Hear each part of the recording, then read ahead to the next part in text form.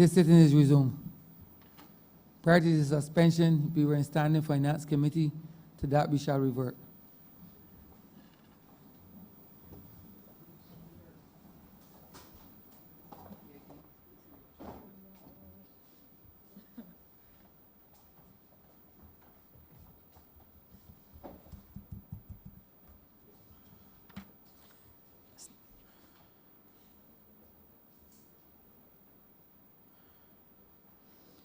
Standing Finance Committee resumes.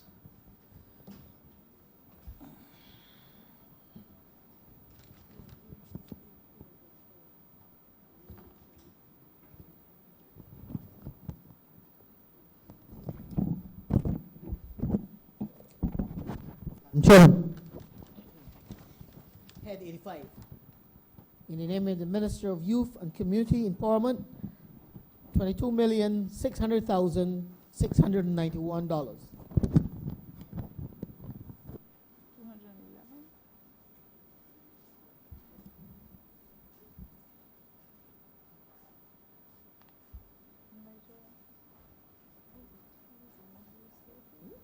Number you stated it had 11 on it, or remember it was this number?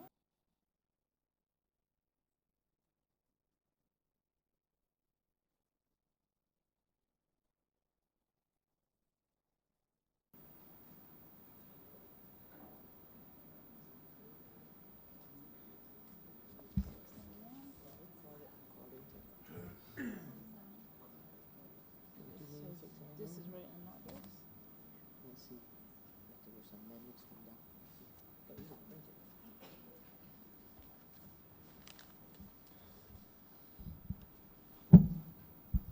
Welcome, Minister. Could you please request in? Thank you, Madam Chair. At this point in time, I would like to beg your indulgence, of course, so that we can have sedulous discussion on the mandate given to the Ministry of Youth and Community Empowerment. I thank you. I ask for you to allow my staff at the ministry to grace themselves in this August chamber. So Thank you. granted.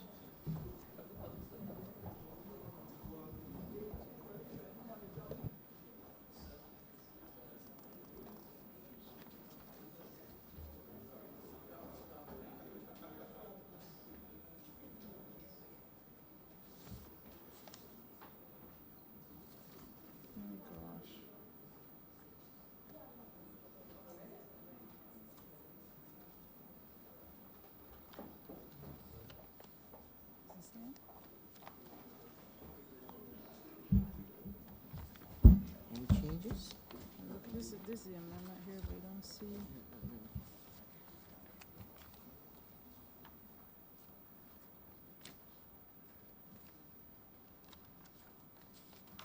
Before you start, let me just have a quickie with him.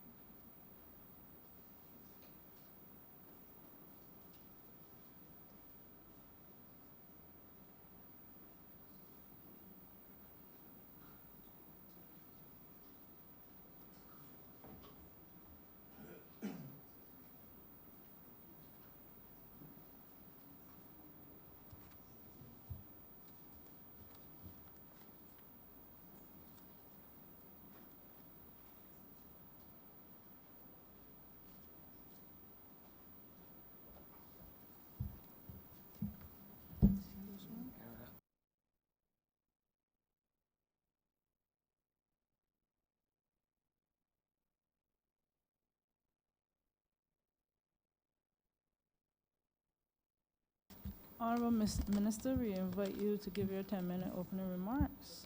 Okay. Thank you, Madam Chair. One moment. Madam Chair, correctional amendment to the current sum being voted. Instead of 22,600,691, excuse me, 22,211,691. You may go ahead. Thank you, Madam Chair. This ministry has been given the task, certainly not an odious one, to ensure that we provide a safe and productive space for our young people. Young persons in this country who has been crying out in the wilderness, who has been disillusioned by a process that has not involved them. And we want to touch them in a special way. We want to give them that once in a lifetime opportunity to have a pardon. And so we will have decided to come up with programs that are fit for purpose. We want to open the door so that a bright future can walk in for our young people. And so, Madam Chair, with the blessings of the Prime Minister of this country, you would have heard the Barbados Youth Advanced course being exposed on August the 15th. A new program which will seek to incorporate and involve all those young people at the bottom of the spectrum, and certainly those who would like to have a tangible stake in this country. This program, of course, will involve those between the age of 16 and 20. And we recognize as a government, and my trusted department has done studies to show that out of the 4,000 or so young persons that leave school every year, at least 2,900 remain unemployed and disengaged. Coupled with the other 5,000 or so that are already in society. There is an old maxim that says, and speaks to the fact that the devil find work for idle hands. In this ministry, we are going to ensure that the young people, using of course their passion and imagination, that they have not only a voice, but a tangible space to develop their creative imagination. Of course, Madam Chair, almost everything great in this world has been created by our young people. And so we must give them that opportunity. We must scratch their minds with a new experience in such a way that they will never return to their old dimension. And that is the experience that we intend to share at the Youth Advanced Score, where they will have young persons, of course, a 6 weeks residential component. This component will seek to teach those young persons basic life skills, resilience, character building, those core values that are so lacking in today's youth as it relates to the society that they come from. After that 6 week component, there is going to be a training module designed specifically to attract the needs of our young people. We are not going to tailor-make programs for our young people. We are going to use their creativity, their desires, their imagination. So I'm happy to say today that after 2 cohorts, where we would have passed out around 350 or 360 persons, I am happy today to say to you, Madam Chair, and the entire country, that a lot of those young persons are all over Barbados, training in the not only constructive industry and the normal courses that we would know, but of course, Madam Chair, in the agricultural science. In the new sciences, the aquaponics and hydroponics.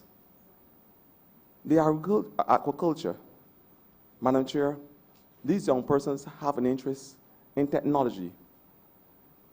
They understand better than most of us in here the usage of technology.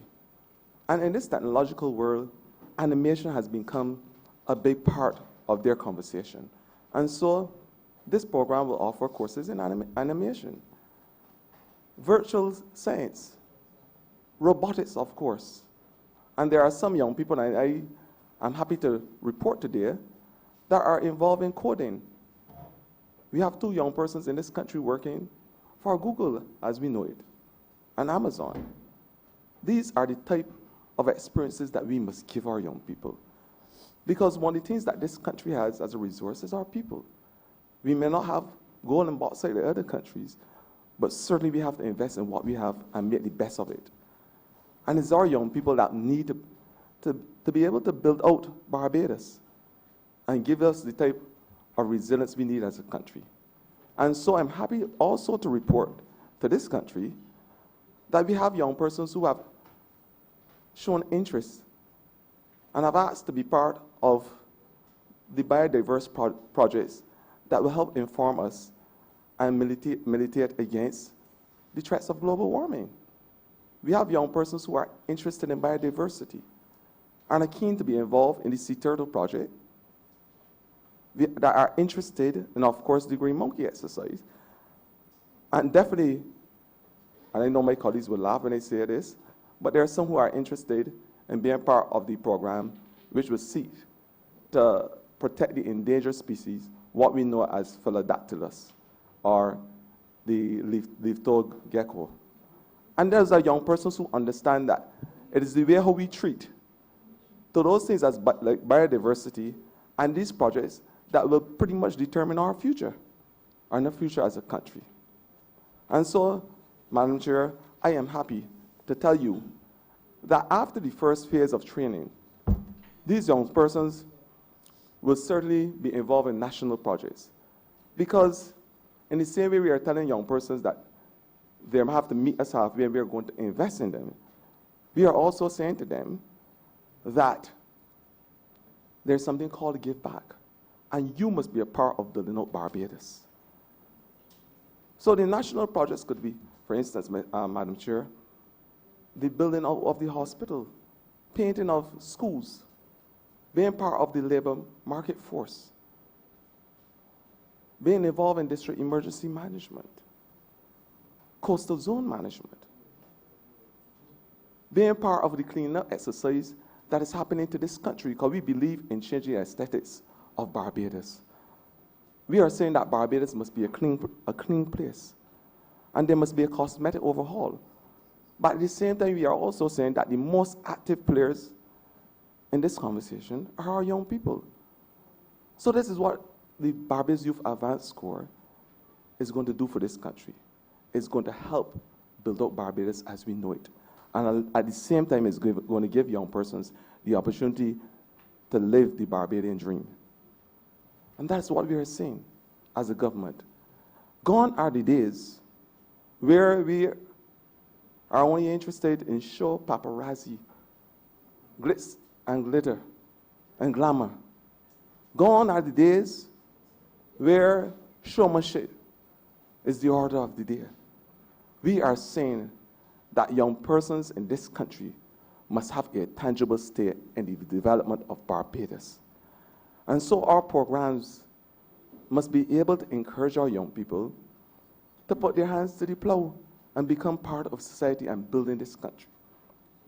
In the same way, you heard the Prime Minister say that many hands make light work.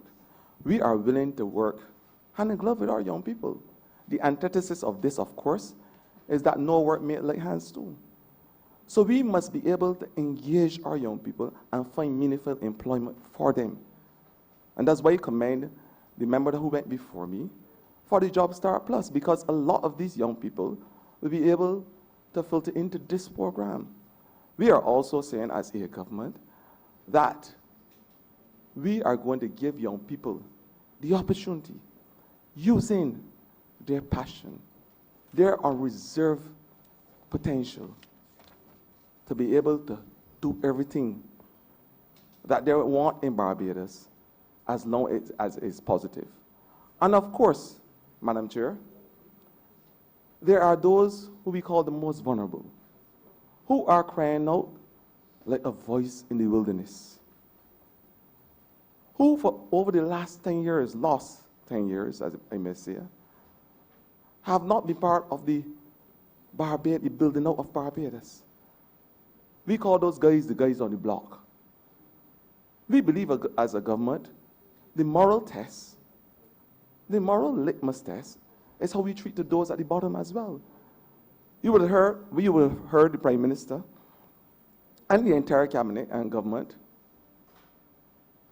spoke lucidly about what we have done as a government. And if our first couple of weeks of coming to office, we were saying the worst decision ever made since adult suffrage, as it relates to education and tuition fees.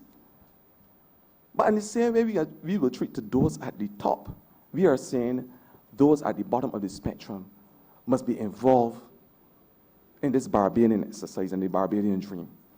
And so the fellows, what we call the block guys, we have started a program called Building Blocks, because we believe that the small blocks that are built as a foundation is what will grow and develop this country.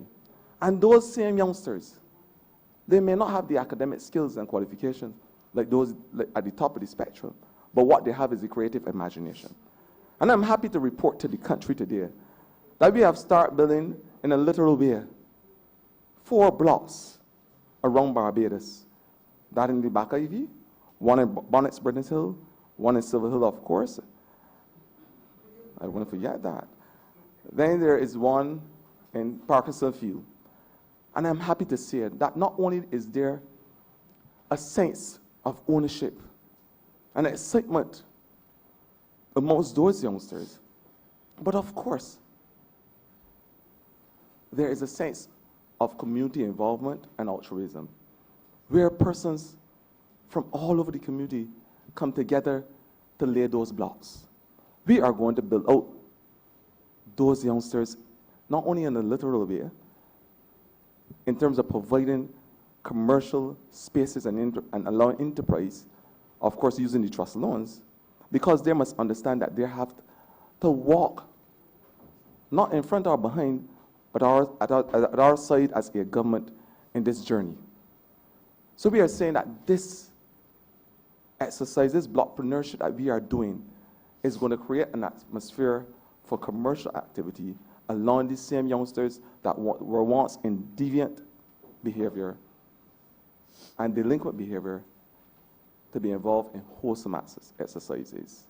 We are going to scratch their minds with a new experience so they will never walk and go back to their old dimensions.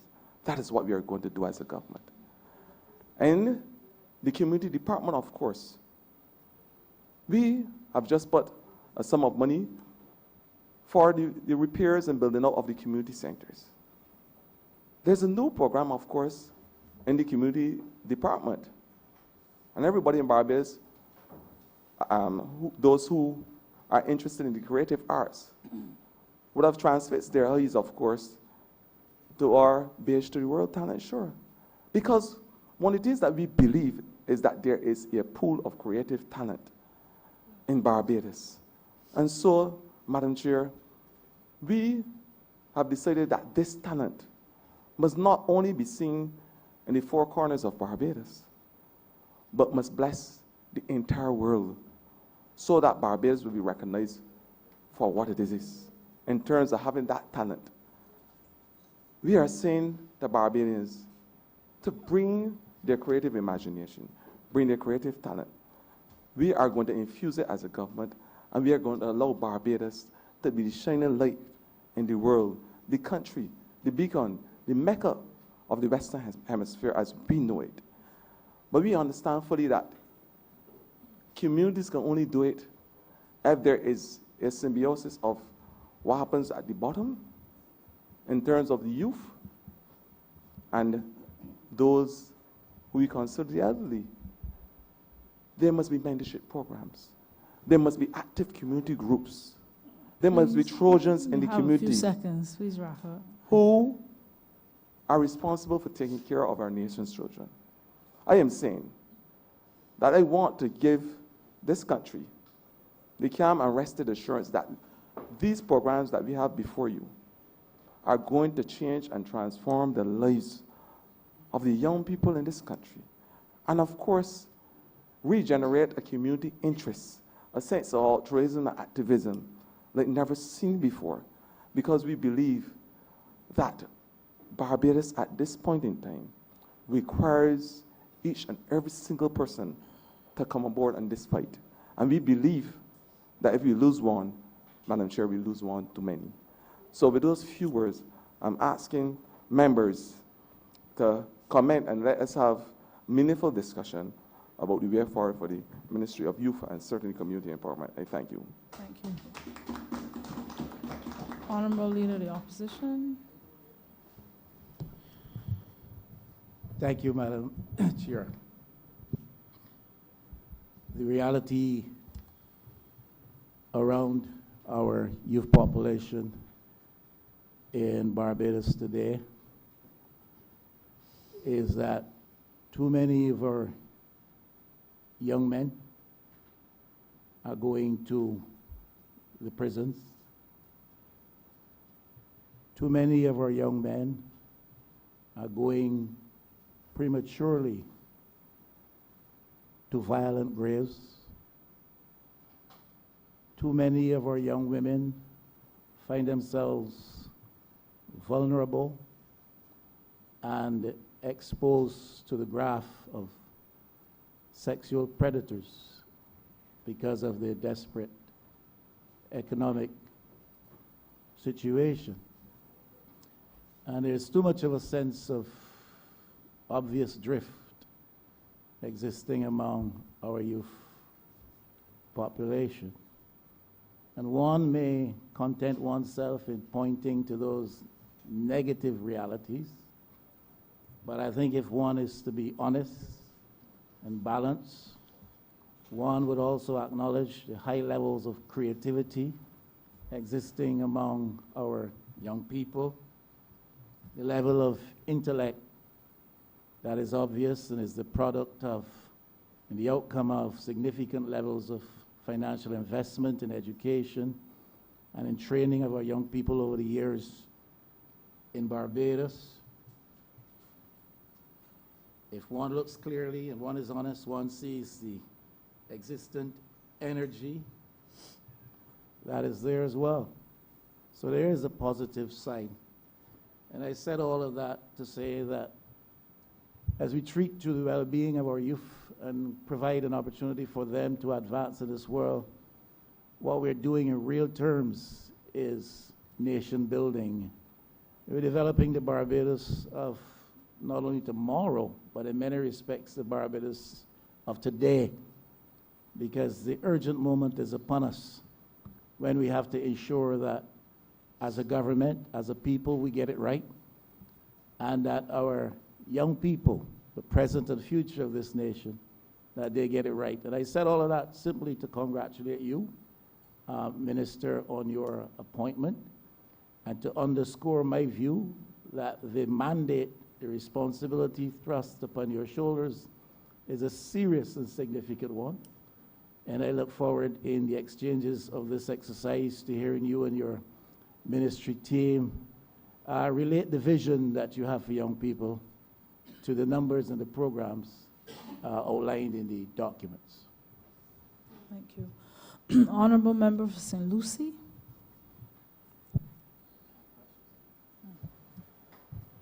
Thank you, Madam Chair.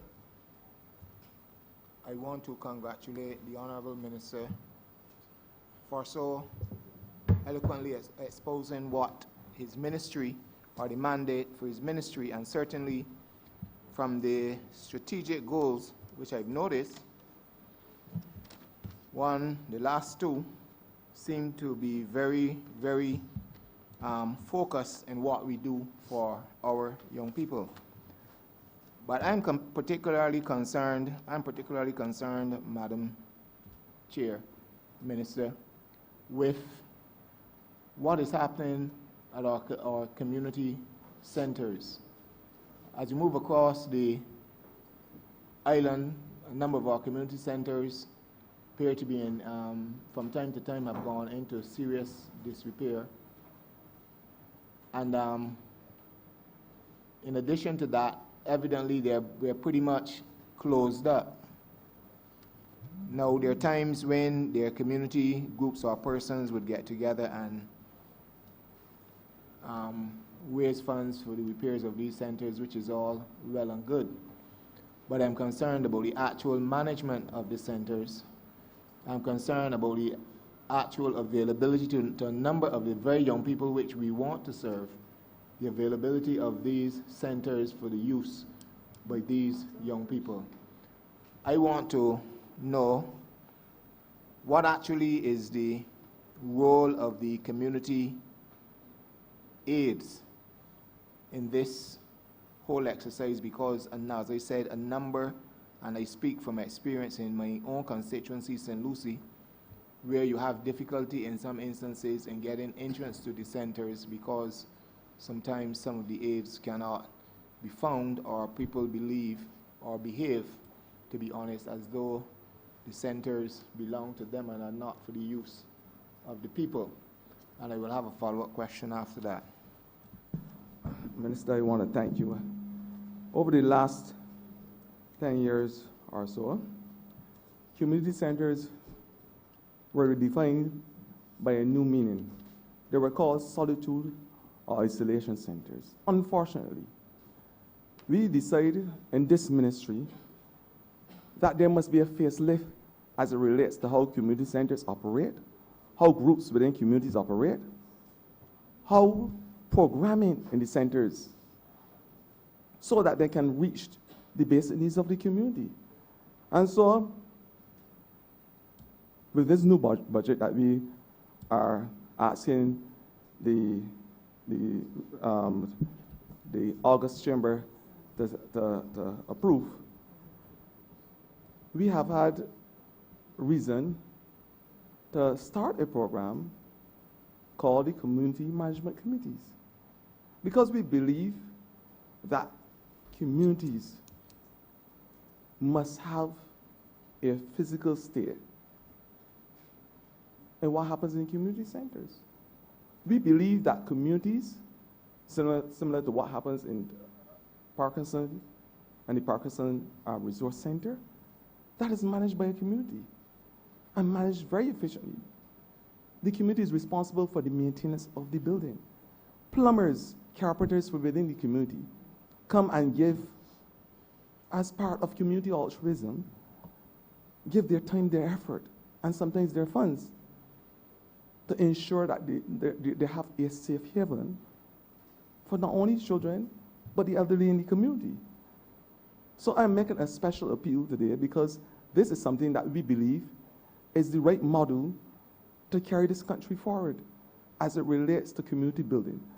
So to your question, Minister, and there's also pilot projects being done right now at Rockfield and St. Mars.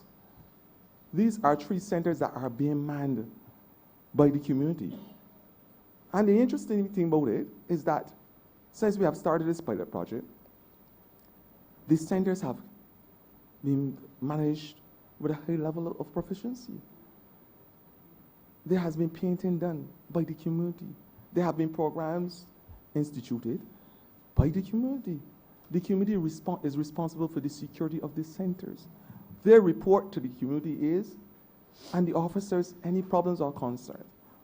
And we infuse what they are doing and try to make programs relevant and fit for purpose.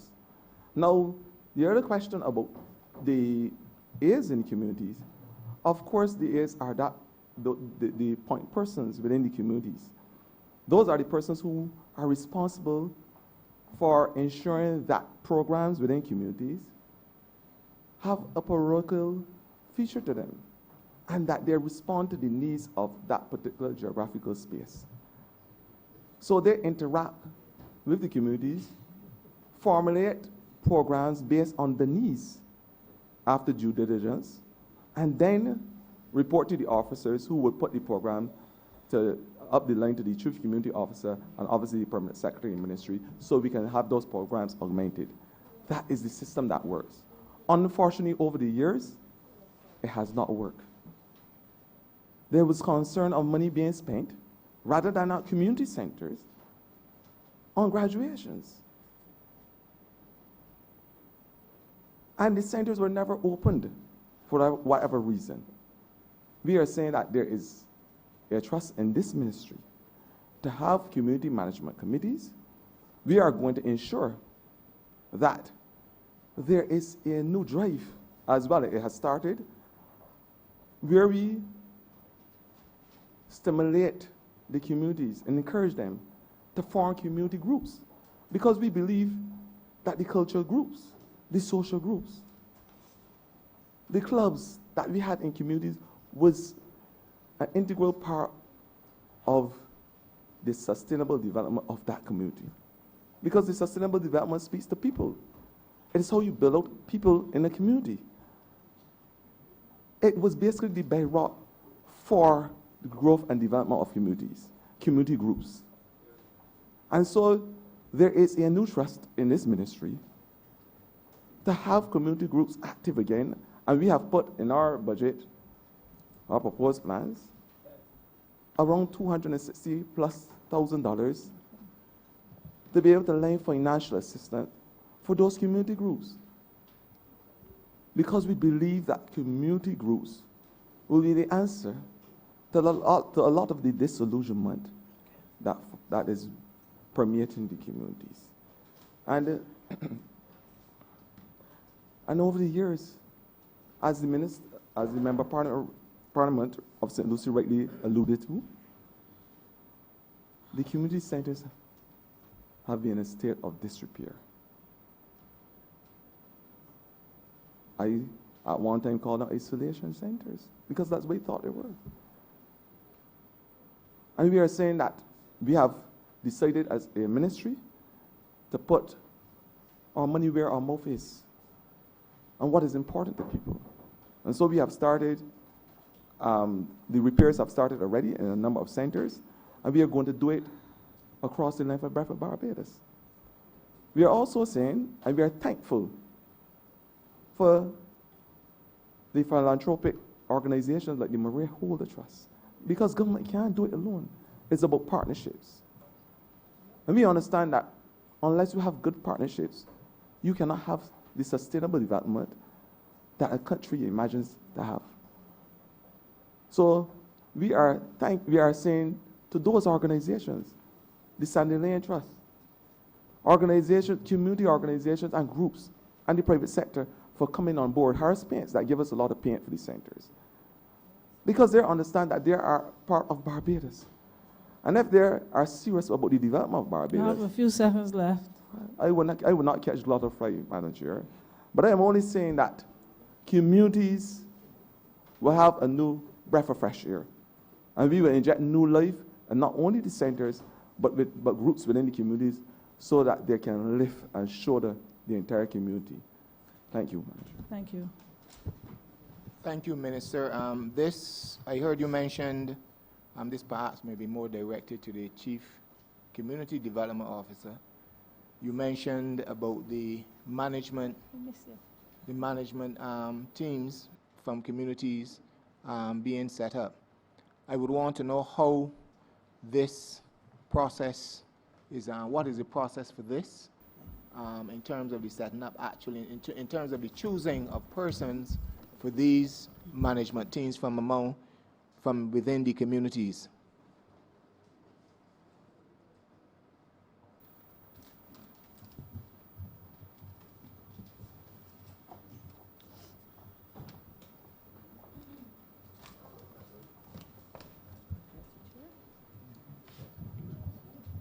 Madam Chair, good evening. Honourable, my name is Sandra Greenidge, the Chief Community Development Officer. Honourable MP for St. Lucie, I'm responding to your question about the way in which the management committees are chosen.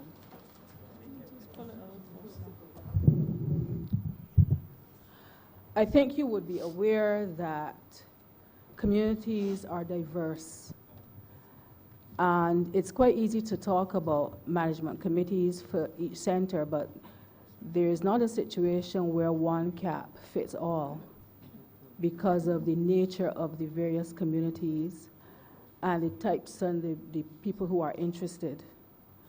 So as a pilot project, we met with the communities who appeared vibrant, most vibrant, and because it has to be a phased process, there's no way that it would be possible to implement all management committees at a given time.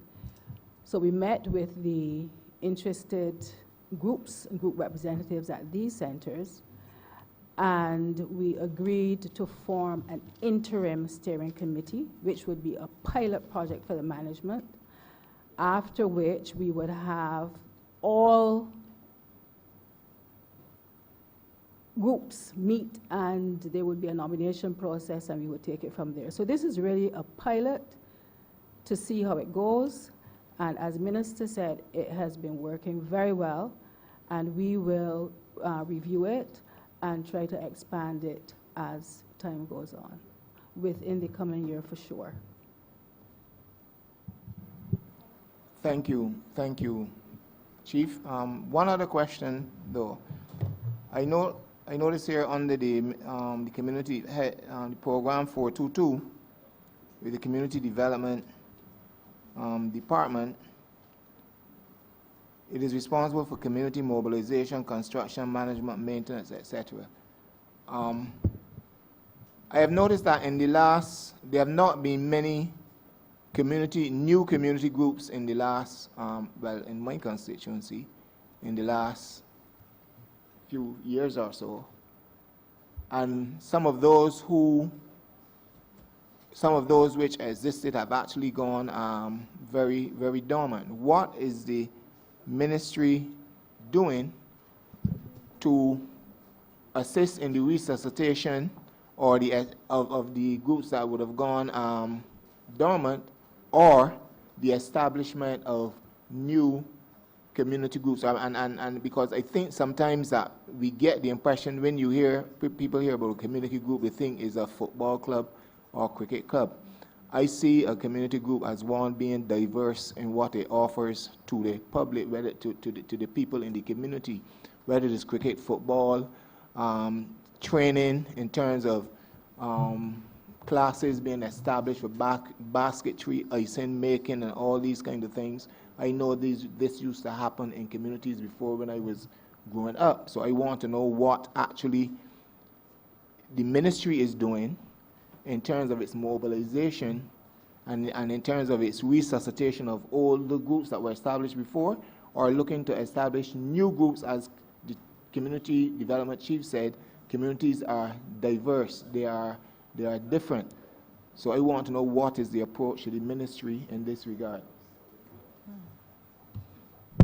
Minister, we're all aware that in any organization or any institution, there are ebbs and flows because the institutions comprise persons who age, whose interests wane, and whose circumstances change.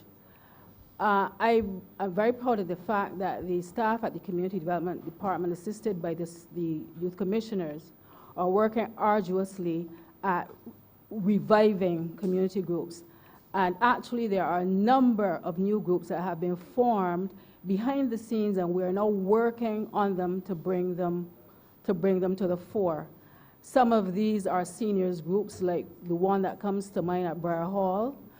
Then there are children's groups, a variety of children's groups, because we have placed emphasis on children's groups, started to place emphasis on children's groups, which we will continue to do, because by doing so, we engage parents and adults who look on willingly then come and volunteer. So we have some of those groups going at the Grisettes, for example, Parkinson, for example, which is a beautiful example. And we are about to launch, with the approval of the Permanent Secretary and the Minister, we've submitted a proposal. We are about to launch a project which has been going as a pilot project called the Safe Havens Project, which will see the centers being utilized in the evenings and weekends. This is a program which will accommodate young people in two divisions, a junior division, ages going up to 12, and a senior division, the teens from 13 up to 18. And this is a response to the request from the community. We have already seen the groups formed, and we're developing leaders from within these groups. So it is not a community, our plan is not to make it a community development department group, but a group that is controlled, led, managed, not by the community development department, but by the residents. All this takes time and planning, and the department and the ministry, we are working simultaneously on a number of things. And therefore, within 1 year, it is not possible to see everything blossom at the same time as you would like to. But I assure you that with the leadership of the Honourable Minister, Minister Ford, and the Permanent Secretary, the Community Development Department is working, the staff is working with the groups. I want to say too that don't forget the Community Technology Program, which utilizes the resource centers, is also, the Community Technology Program is also sustained and managed by the staff. So this is a program that we have expanded, we have tried to keep alive, and we have groups coming out of that too. In fact, some of the Safe Haven groups are groups that came out of the It's for Teens. The It's for Teens is a 6 weeks program. Once that ends, a lot of the youngsters feel there's a gap. They feel left alone. And they themselves have come together and spearheaded negotiations for these Safe Havens groups. So work is being done with our limited resources and with the encouragement of the Permanent Secretary and the Minister, the staff. They really are working beyond the call of duty.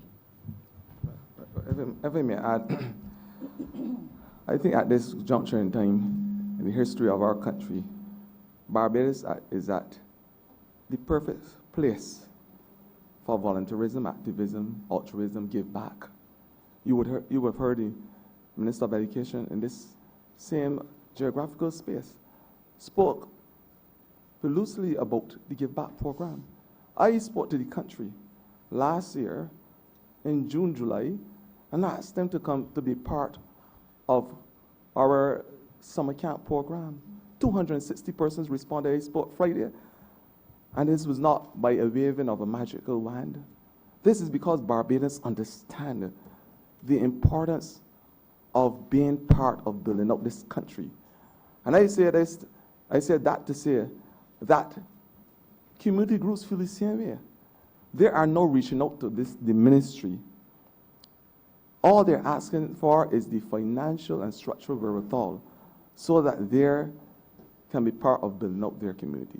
And we are saying as a ministry, we are welcoming you with open arms because we believe that this is the way how we are going to have that paradigm needed in communities and needed to help build out this country. So I'm saying to all community groups out there, and all persons who are interested in being part of their community, we welcome you to come on board. And this is a ministry that has an open arm approach because we believe now more than ever this type of approach and selflessness is needed to build out our country. That's what we believe. Thank you. Thank you. I'm certainly looking forward to especially see what is happening in my constituency because that's where I'm responsible for.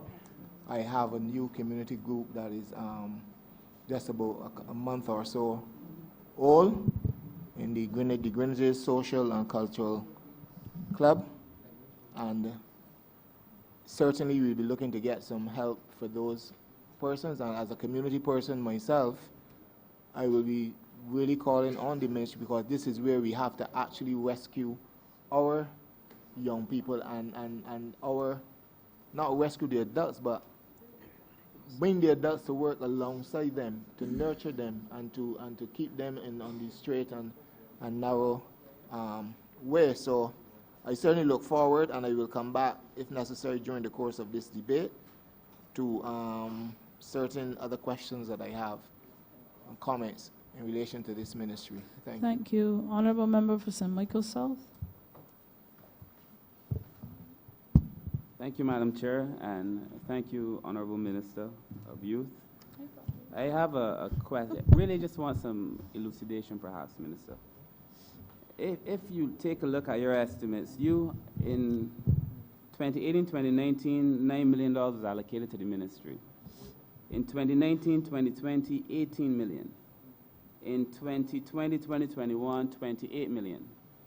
So in the last year, for example, there's been an increase in $10 million for your ministry, which obviously suggests to me, and should suggest to all of Barbados, that the government is taking youth very seriously.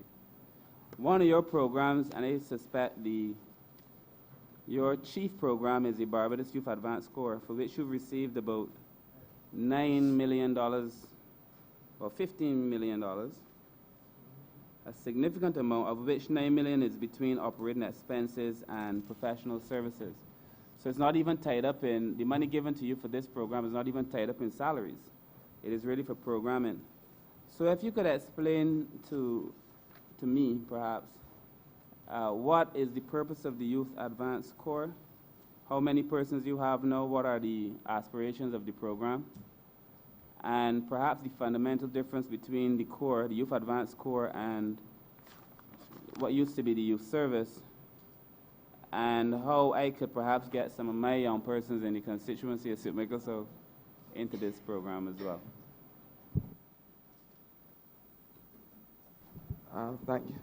Thank you, Minister. I know that you understand that my brain is able to assimilate this information. But I thank you for those questions. Youth Advanced Corps, first of all, I think that we can go back. I can go back to your last question and show so that we can pretty much determine the difference between the Youth Advanced Corps and what was the youth service as we knew it. When, in 1994, we had 360-something persons every year graduating from what we call the youth service at that point in time. Over the last 10 years, that number dwindled, was reduced, dissipated to around 70 or 80 every year. Now if you have 7,000 young persons disengaged, every single year, about 4,000 young persons leave school. 2,800 are unemployed. Adding to the numbers of listlessness and inertia in this country, and obviously lawlessness. To be able to make a change and difference in young persons' life, we said as a government we have to have skill. We must capture them and put them in our embrace, put them in a safe haven. I heard the chief spoke about that, where they'll be given the life skills needed, and along with that, the training, because we believe that training must be an important part of the discourse now. We must train young persons, but not only train them in what we call the normal, everyday construction, and the training that would have been a part of the conversation 10, 15 years ago. But there are new dimensions that our young people are interested in. I believe that at the embryonic stage, young persons know about technology. They know the WhatsApp, probably in the stomach. I believe that. I believe that young people, when they're born with a technological gene in them. So what we are saying is that we must be able to have courses that will speak to these new imaginations of our young people and the passion of them. Because they are passionate about computers. They are passionate about cell phones. They are passionate about animation. They have a desire, an unequivocal, unreserved desire, to be part of this technological space. Virtual sciences. They want to have a conversation about what is happening in the technosphere, and they can do it with a touch of a button. This is the young people that we are trying to produce. Because we are not going to spend money to produce young persons who can only invest in Barbados. We have to produce world leaders. And the only way we can do that is if we have young persons who are fit to create their own space and destiny outside of this little space we call Barbados. And so that is why we had to increase the nature of the courses offered. And obviously it will come with a cost because these courses, unfortunately, are not cheap. We said, and you would have heard the Prime Minister eruditely say that these young persons will be given a stipend because we believe that we will assist them each and every way how. So we said as a government, we will give you a stipend of $600 a month so that you can get to your classes, so you can have a proper meal when the days come, and so that you have that inspiration to move forward. That $600 allow you to be disciplined in basic accounts. You learn how to save that money, how to utilize it for that which is important. That is the things that we are trying to imbue in our young people, to develop them with a sense of discipline. And the only way we can do that is, of course, Minister, if we trust them. And we trust them to walk us in this journey. And that's what we are saying to our young people. We are going to invest in you. We are not going to take $6 million Honourable Member, and give you've the reached your limit caterers. in your answer. I will come to that. I will close it shortly, You Madam are Chair. to that. Pardon me? You are to that. Just wrap up. I'm wrapping up. I'm saying that we are not going to take $6 million and drop it like manna from the sky into caterers' pockets. This $6 million must go to invest in our young people to help build them out so that they can be part of the Barbadian conversation. And I'm saying to the minister that the money, the increases that you see there is worth every single cent from this government, because there is nothing better than to see those young people, as you saw in the whole of Barbados, who were in eye shot, saw at the Kensington Oval when they're presenting themselves, persons who you would never have believed would have put on a uniform. They operated as a team, and team is my background for together every single person achieve more. They worked together. They were slick, as the young people said. Because we believe that is the potential of our young people. And it is my dream to see 2,000 march from Kensington Oval in the next 2 years. Showing Barbados how it can be done and providing that movement we need with our young people. Because it's a movement, and it is going to be a positive movement around this country when young persons saw what others could achieve. And I always tell our young people, don't fear the naysayers. Don't mind the person that tell you that you cannot achieve anything. The only thing that you must fear is God, but you must also think clean and aim high. And that is what we are, as a government, is saying to our young people. Thank you very We are much. going to give that opportunity to think clean and aim high. Thank you. Honourable Member? You finished? You're finished? Thanks, Minister. No. Thank you. Honourable Leader of the Opposition? Thank you, ma'am. Mr. Minister, I believe, and I'm sure you share the view, that one of the radical shifts that we have to realize in Barbados is a deliberate, calculated move towards a culture of entrepreneurship. Our young people must be taught that you simply cannot aspire to go through the system and then find a job in somebody's employ, but that you can become an employer yourself. So we have to see that radical shift towards a culture of entrepreneurship. The technology, as you rightly observe, is the context that will help us to get there.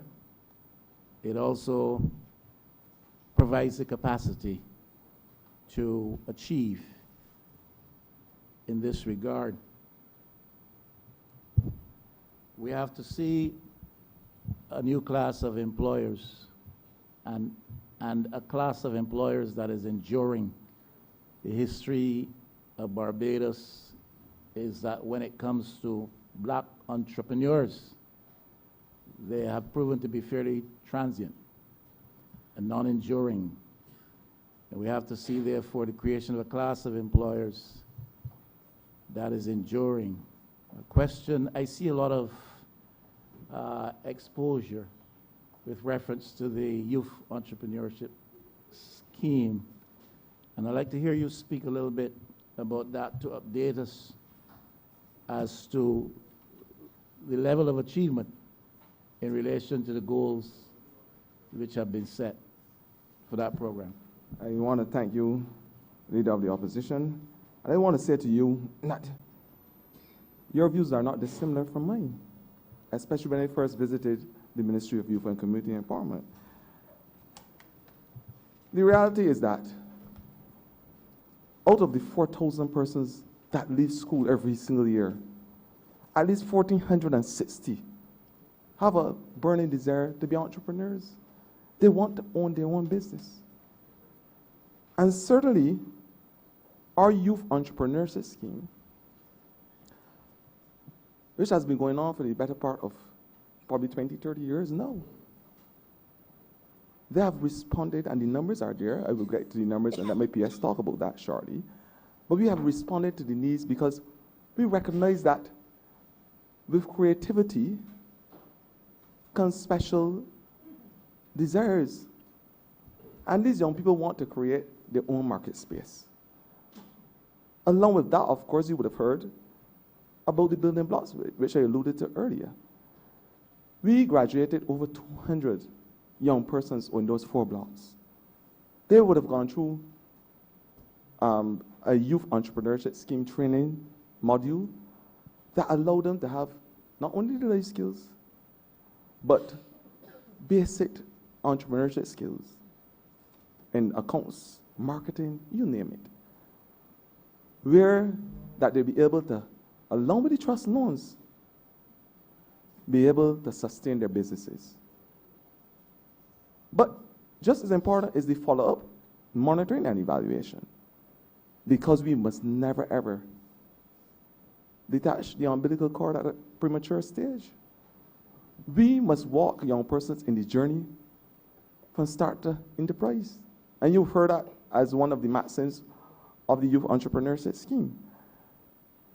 Along with that, we have a new program which we have partnered with the prison.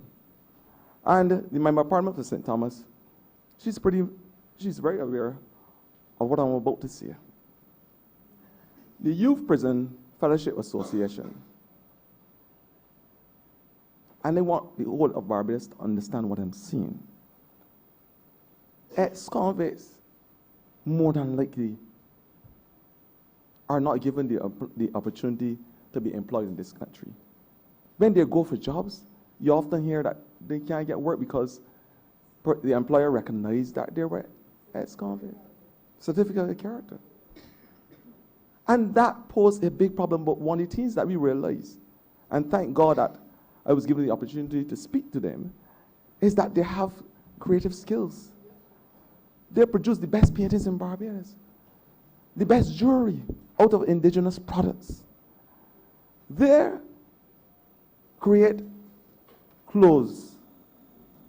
They're very good at mechanics, body work, you name it. We are saying that my department is going to partner in a special project with the prison to ensure that those persons that come out, that they have an opportunity to own their own businesses selling these products.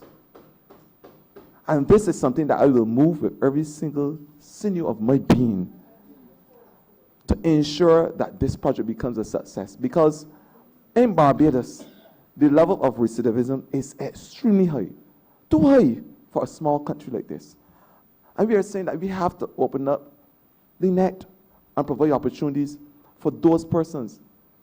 And we are going to talk about clusters too, because those persons that are inside will be able to sell their products on the outside. I've already had conversations with the superintendent so that they can help support their families. Because it's also about trying to ensure that there are support mechanisms for the families of inmates and ex-convicts. We have to reintegrate them into society. And entrepreneurship is one of the tools that we will do it with. Because they have the talent already. They just want structure. I will let my PS talk about the youth entrepreneurship scheme and the success stories and what we are doing as it relates to building up Barbados with that department. Thank you. Thank you very much, Minister, Madam Chair. To the Member of Parliament, with respect to the work being conducted by the Youth Entrepreneurship Scheme, the Minister spoke about the number of persons who were trained as part of the Building Blocks program. That was also in conjunction with the Youth Entrepreneurship Scheme, where we have a number of persons in those 4 communities, over 200 persons trained. But over a period in this current financial year, we have stimulated a number of new venture creations, assisted the creation of over 7 new businesses, expanded over 5 businesses, formalized over 6 businesses. I think we've had over 10 new jobs generated in the last record. We've had approximately 40 jobs retained by persons who are involved in entrepreneurial activities. We've provided business counseling to over 115 new and existing clients. We've delivered business solutions to over 84 young budding entrepreneurs and a number of businesses, that number I don't have, but a number of businesses have applied for technical assistance, including advertising, legal services, procurement of equipment, business development, because they need assistance in that area. And we've also assisted them in marketing their business by utilizing existing programs like BMX, Girlfriends Expo, as well as our own expo that we coordinate to provide them with an opportunity to basically let people know what they are selling, the goods and services that they offer, and provide them with an opportunity not just to display, but also to sell their goods and services.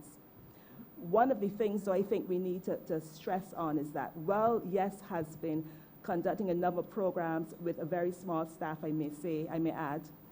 We recognize, though, that we do have to get back into the schools. There was a YES Juniors program that was being conducted under YES for quite a number of years. With decreasing budgets over the years, there was not a very strong focus on YES Juniors. What we have decided that for the next financial year, we're going back into the schools. And we do have a number of schools, including Parkinson Secondary School, that have approached us saying, yes, we are willing, we want you to come and help us. In the past, we trained teachers who would then be trained to help these young people develop that entrepreneurship knowledge so that they can see the opportunities available to them to create their own businesses and make a viable income and enjoy a good quality of life. And so we are going to go back into the schools to help children to understand that there are other options for you. You don't just have to go and work for someone else. You can work for yourself. We also, in addition to the prison fellowship project that the minister spoke about, we intend to continue working with the Building Blocks program. We have just, as the minister said, we just started the physical construction of the first phase of projects in the 4 communities. In the next phase, we are moving towards 8 communities.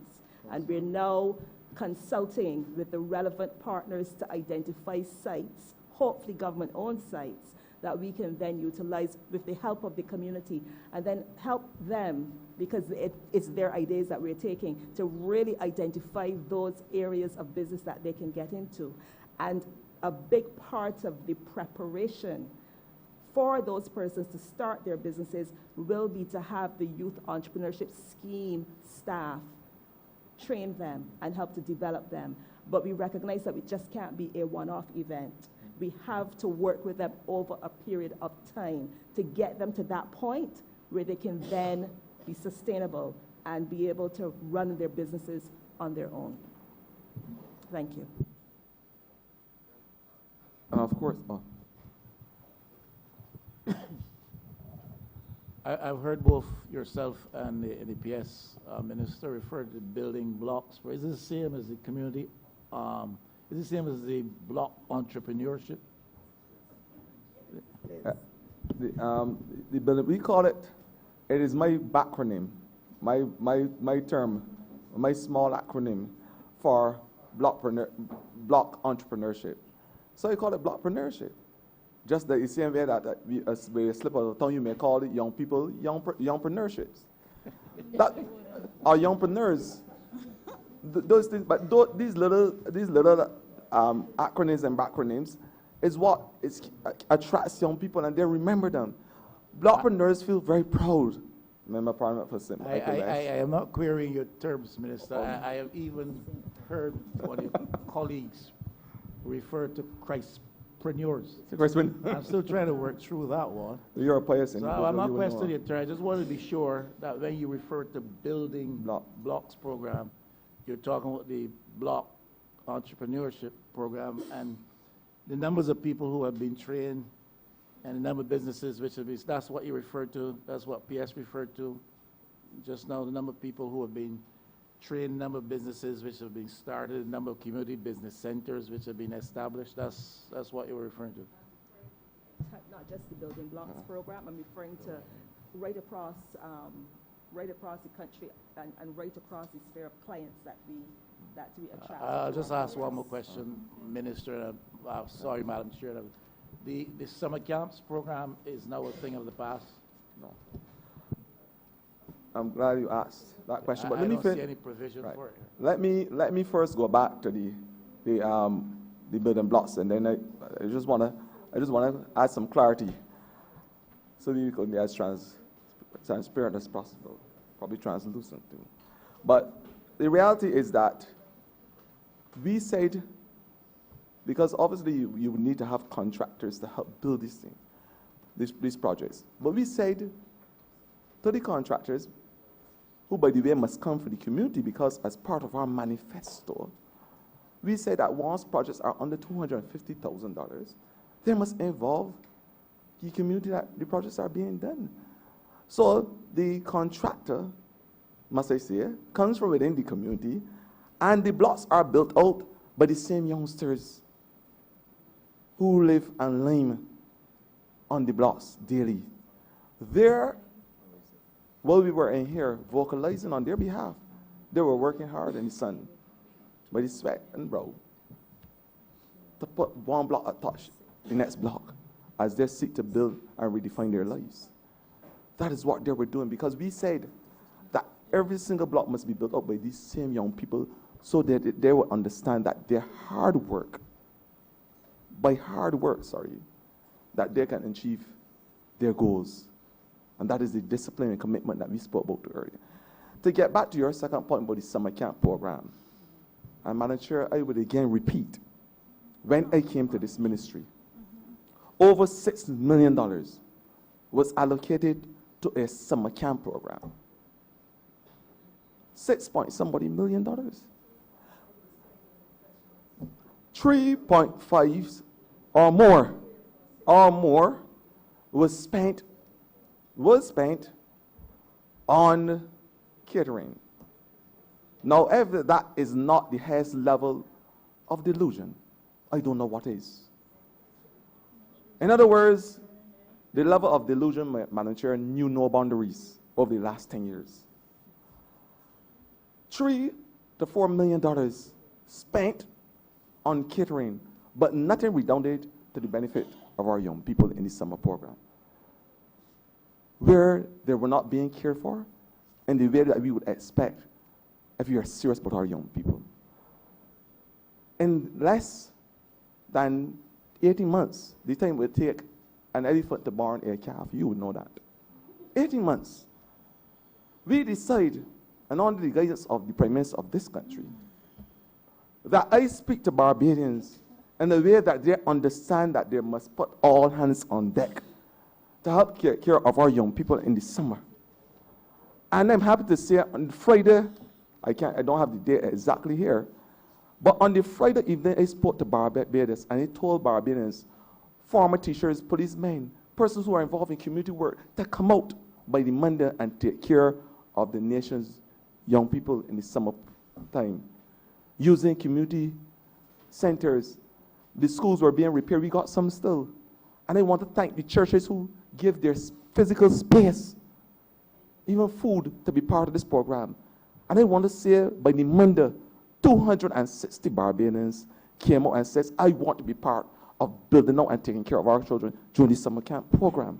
And I want to thank them with all 4 chambers of my heart. You, the doctor, you would know. Because they understood the importance, Madam Chair, of taking care of our nation's children. And I want to say that the camp was a success. Member of Parliament for Christchurch West opposition leader, St. Michael West opposition leader, with only $260,000 voted for by this government. We were able to move a program that cost the better part of over $6.5 million to $260,000, utilizing people as a resource. And that is nothing short of magical. But you know why we did it? We did it because we understand that Barbadians believe in this country, Barbados. And they believe in our young people. They understand that the future of this country, the unborn child, will make the difference and will cause Barbados to be able to mitigate the existential threats that we face on a daily basis. So I'm saying to you, the reason why you don't see that big number is because you are not looking at the budget the last 10 years.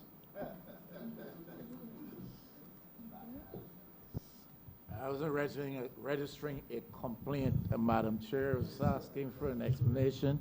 I'm quite happy with the explanation, and I congratulate you and your team.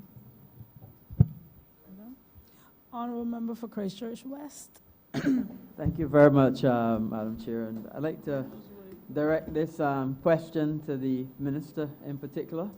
He would be well aware that there's a resource centre that falls in Sergeant's Village, which is the culmination of 3 constituencies of Christchurch: Christchurch West, Christchurch West Central, and Christchurch East Central.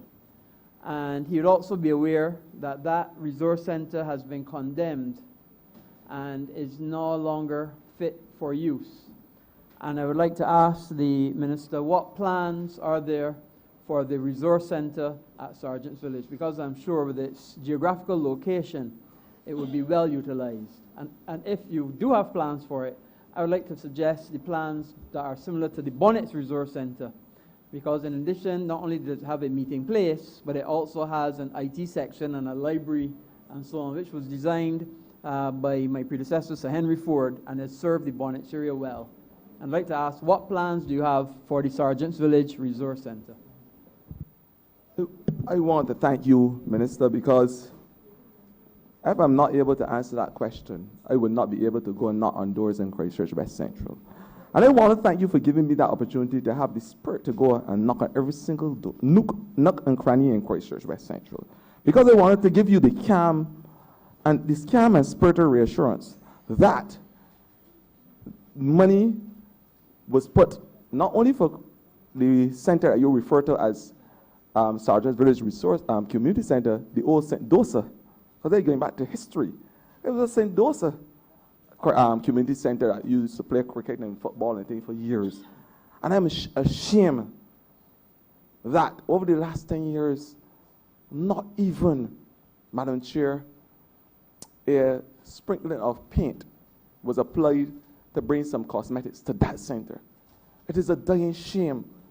But I am saying to the good people of Christchurch, the entire Christchurch, that money has been put in this year's estimates to add to the repairs, of course, and to ensure that this center now becomes one of the new resource centers. And I want to also say, now I'm here, and to all those in ear and eye shot, living in the Christchurch area, that we already have a structure for the Community Management Committee those guys in Sergeant Village, albeit that they are operating in danger right beside a center that has been condemned, has just put on a community cricket competition. And I want to thank the Member of Parliament for St. Christchurch West for lending his financial assistance. I know that it would not be a difficult task for me to ask him to do that. But I want to thank him. He may have the wherewithal. What I'm saying is that we are going to work with that committee. And that committee came about. That's why I said that there is no, and it's going back to the Member of Parliament for St. Lucie, there may not be a structured group, but you know something?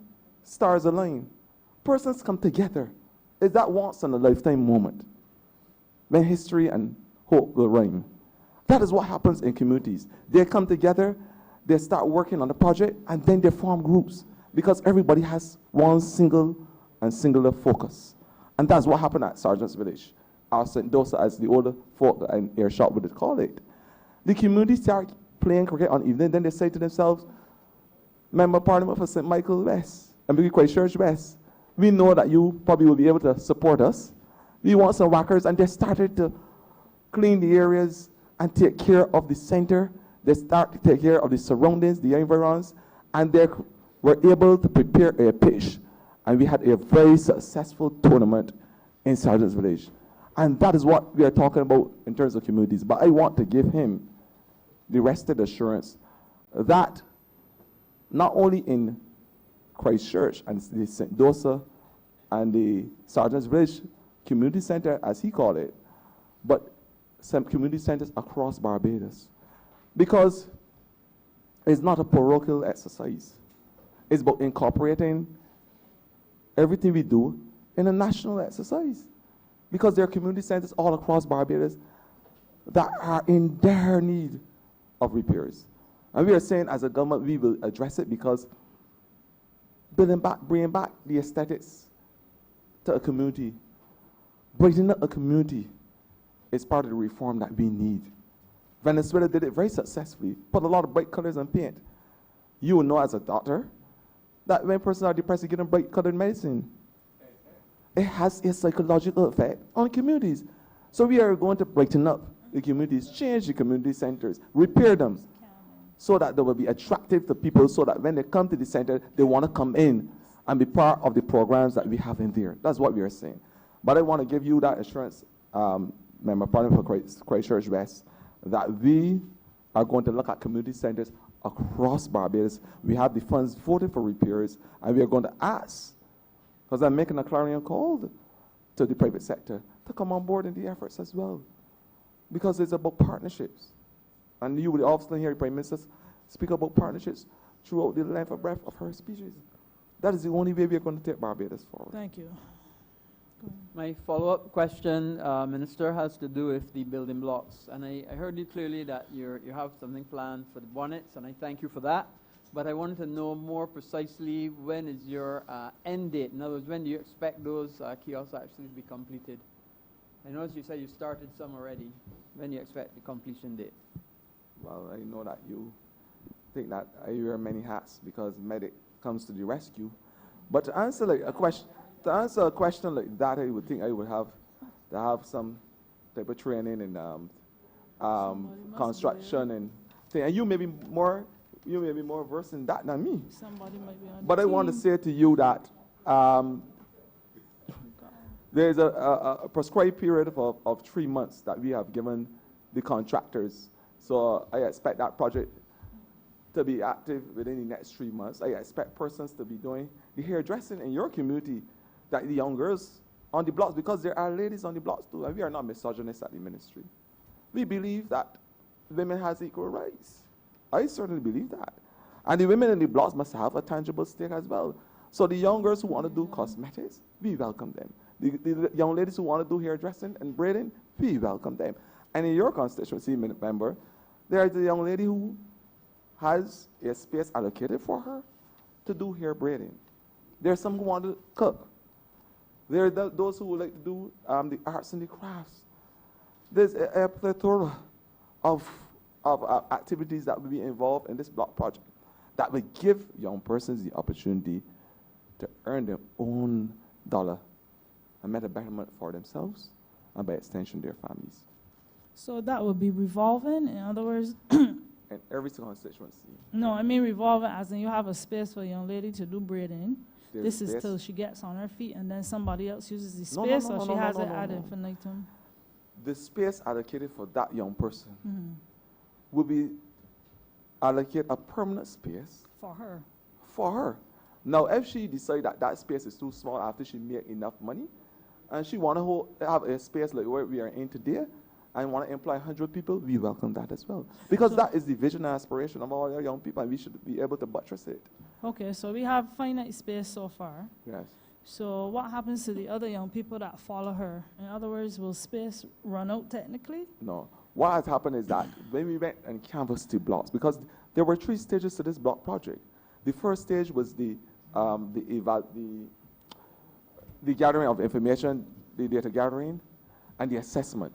Where officers would have gone on the blocks, you would have saw me on TV as well, visiting every single block in this country. Then the second phase was identifying the areas that they are interested in, business areas that they're interested in. The third stage obviously is the building out stage. And building out, and then they have monitoring and evaluation. So persons who would have gone through the training, who would have shown the interest and the training, were then given the provisions to have the kiosk and the setup. And unfortunately, we can't do it for everybody because there's only limited space. But as we go, we start with the 30 first. Okay. 30 across each constituency. So every single constituency, including the constituency of St. Michael West, will have a block that will augment the needs of our young people. And then in the second phase, with the fiat, of course, of the cabinet, we will start hopefully another, I'm thinking it's a continuous project. We are not going to drop like the proverbial bomb on our young people. We are saying that we are going to, at all corners, lift them up because we believe that that is the only way. And my final question has to do with getting community groups going again. Because obviously, sometimes to get a community group going again, they would need some sort of financial assistance. They can't just decide they're going to get together. They're going to need some place to meet. They sometimes need stationery. Is your ministry giving any sort of support to be able to get community groups going again? Because I think we've missed the boat on some of our community groups. Member of Parliament, for Christchurch West, I think you're a little better at arithmetic than I am. But if you would refer to your estimates under operating expenses, you would see $260,000 or so being allocated to that exercise. And I would make sure that I keep you appraised in every single sense of the way.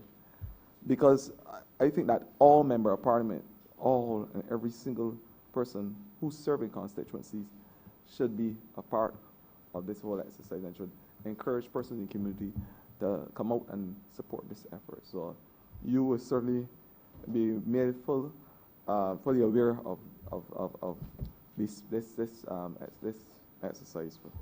And we hope that that you would encourage the good people of Christchurch West. Because I know that around the Christmas time, you always tell them that do good, and good will attain them. So you're saying to you now that you have the opportunity to do good to help form these community groups, and I'm sure that you would do that. Thank you. Thank you. Honourable Member for St. James South.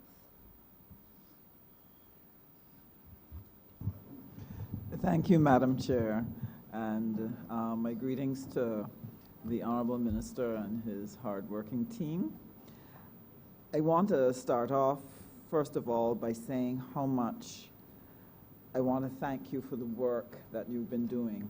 Indeed, this whole exercise, Madam Chair, from yesterday, looking at, we have a problem with the social fabric of our country, and our young people have been put in danger because of the tearing of that fabric. And what I heard yesterday under the Ministry of Education, the things that will be done to re-engage our young people, the supports that will be put in place to assist teachers, to assist children to find the niche that really works for them. I was very heartened by that because, like all Barbadians, I have been concerned about what has been happening to our young people. And then today, with the Ministry of Labor talking about the First Jobs program, and now this afternoon, hearing what the Ministry of Youth is doing in terms of engaging our young people, I want to say a great big thank you to all three of you. And I will tell you why. I have had the pain as an MP moving in my constituency, young people coming out from school with no hope, nowhere to turn with their energy, no opportunities for work. And because of the economic pressures, the misery in the home made homes difficult to stay in. And they're outside looking for something to distract their minds and to use their energies on. And I have had parents in both of my middle and working class situations stop me and beg me. This was before I became an MP.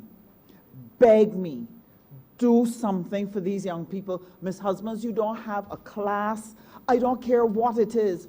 I don't care what the topic is. Just something to get him from off of the street because she feared for the life of her child if her child ended up in the wrong place. And it used to hurt my heart not to be able to give them a word of comfort as to what could be done for them. And since these activities have started across the country, I have felt the difference at the ground level in my own constituency. That Youth Advance Core program, thank you, thank you, thank you, thank you. I have a question for you on it that I trust you'll be able to share with me. We've been able to get some of our people, some of our young people into that program. And I'm looking forward to the Block Entrepreneurship program that you're going to do. I was in admiration, that's the truth, on November 30th. Y'all had just started the Youth Advance program. I could not believe the discipline and the focus. They were not doing it dragging their feet and dragging their spirits. They were really engaged in the entire parade and paraded with pride. And I was delighted. That is the honest truth. I was delighted.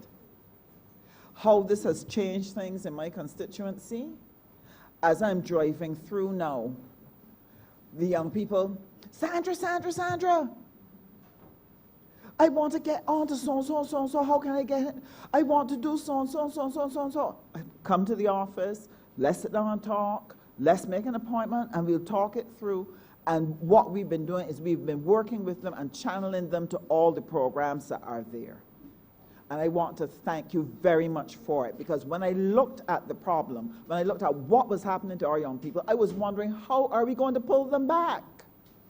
So my question, you have a lot of programs on the ground, but in particular, I want to hear about the Youth Advance Core. How are you incorporating values training into that program? I know that you mentioned the issue of managing money and so on, but how are you incorporating values training into this? Because this is what will steady our young people and keep them focused as they move forward in their lives. So I would appreciate getting some feedback on that. Thank you very much. I want to thank you, Minister, and I share your sentiments, and I think that the good people of Christchurch, West Central, who lie geographically in the epicenter of Christchurch, would expose the same sentiments. We believe that this is the one single thing that will definitely make the paradigm that our young people need in terms that will make the paradigm in the lives of our young people. But to get into the actual programming, because there is a 6 weeks life skill component that seeks to engender the psychosocial needs of our young people. But to go into that aspect of the program, I would like to call Hattie Haynes, the director of the Youth Advanced Quarter, to have his say on that matter.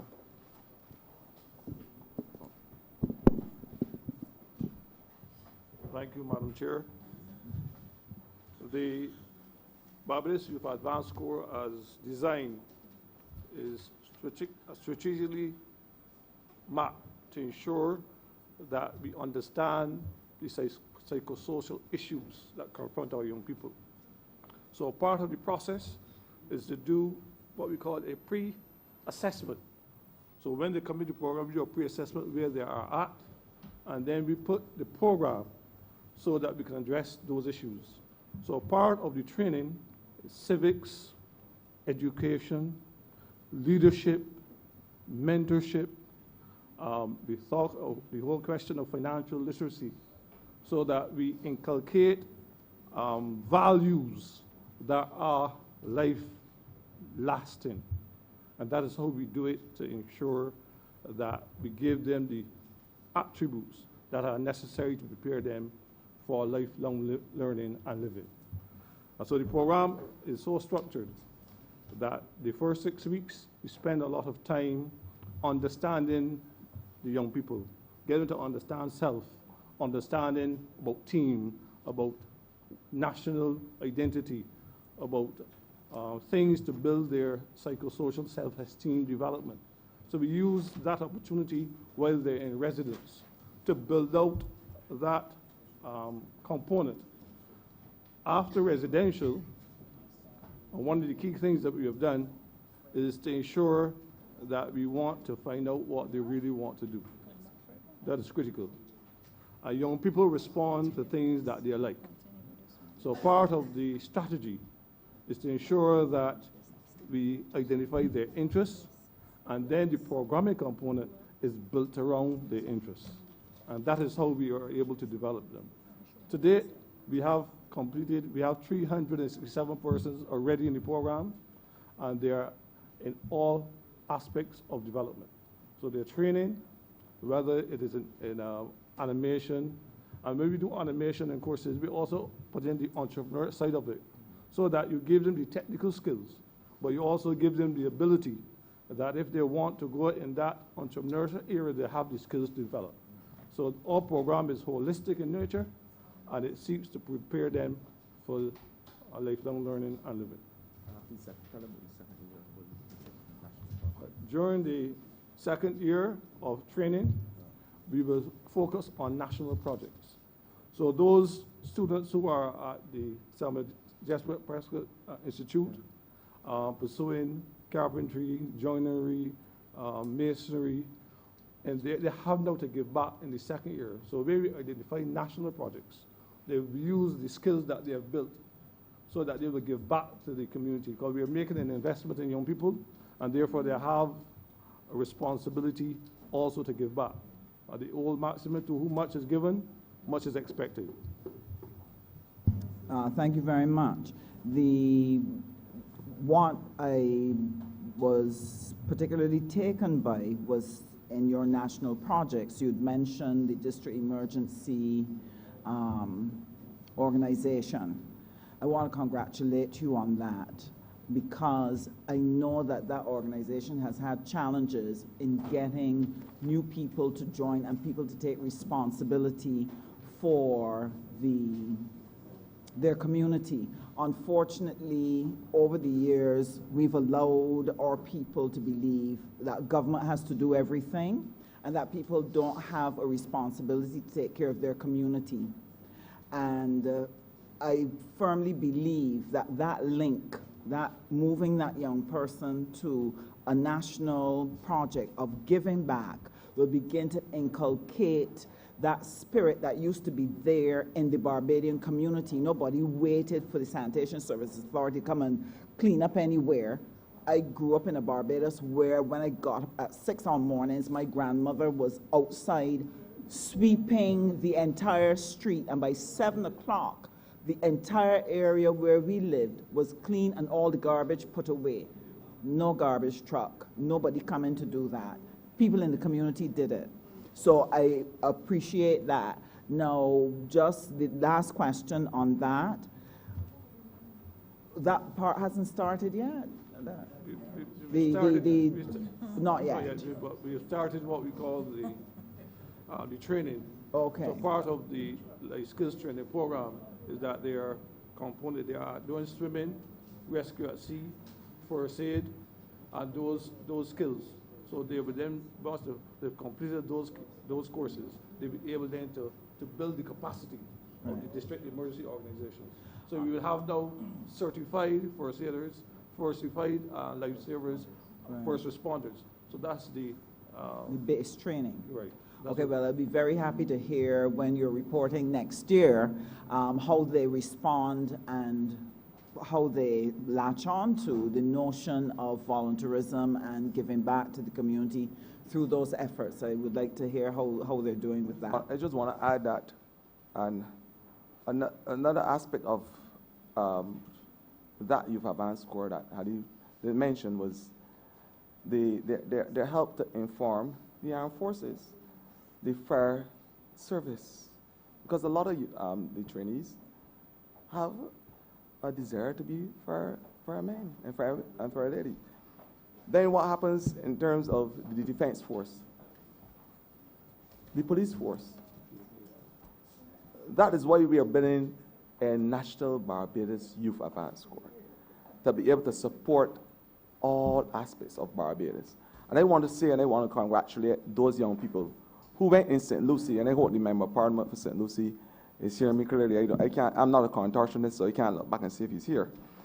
But I want him to know that these same youth advance trainees went in St. Lucie and was part of the tree planting exercise. In January, they planted about 200 or 300 trees as part of the tree planting exercise. And every single young person that planted that tree believe that, and when the cotton, they pick cotton to hear that. They pick cotton, they plant the trees. But the importance of planting trees, it may seem like a whimsical exercise, and persons may be laughing, but they do not understand the greenhouse effect and the global warming that we are faced with. Every single tree that is planted in Barbados is able to extract from the environment 48 pounds of carbon dioxide, which is a serious danger to our environment as we know it. So they are also helping to sustain the future of themselves and the generation, we call the next generation to come, and the unborn child too. Thank you. Honourable Member for St. John.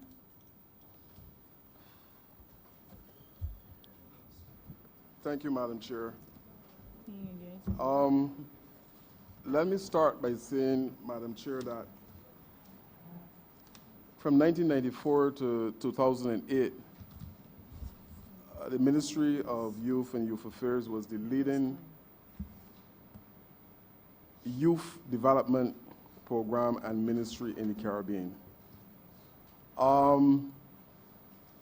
Subsequent to that, you had a situation where progressive programs that were run by the Barbados Labour Party government were jettisoned simply because they were run by the Barbados Labour Party government.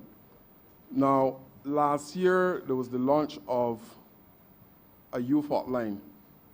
About 10 years ago, about 15 or so years ago, Madam Chair, that hotline was approved and was again gotten rid of because it was initiated by the youth commissioners. Project Oasis was dealing with men on the blocks. It was gotten rid of because it came under the Barbados Labour Party government. We had a ministry for 10 years that functioned like a communist state, was run by somebody that you would believe is little Hitler. And I am saying that it is good that now the ministry under the Honourable member is now breathing again some actual work in Barbados.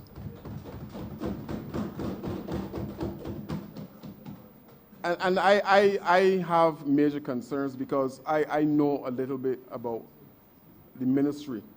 And one of the good things under that communist state that came out is that one of the youth commissioners was forced to get involved in elective politics.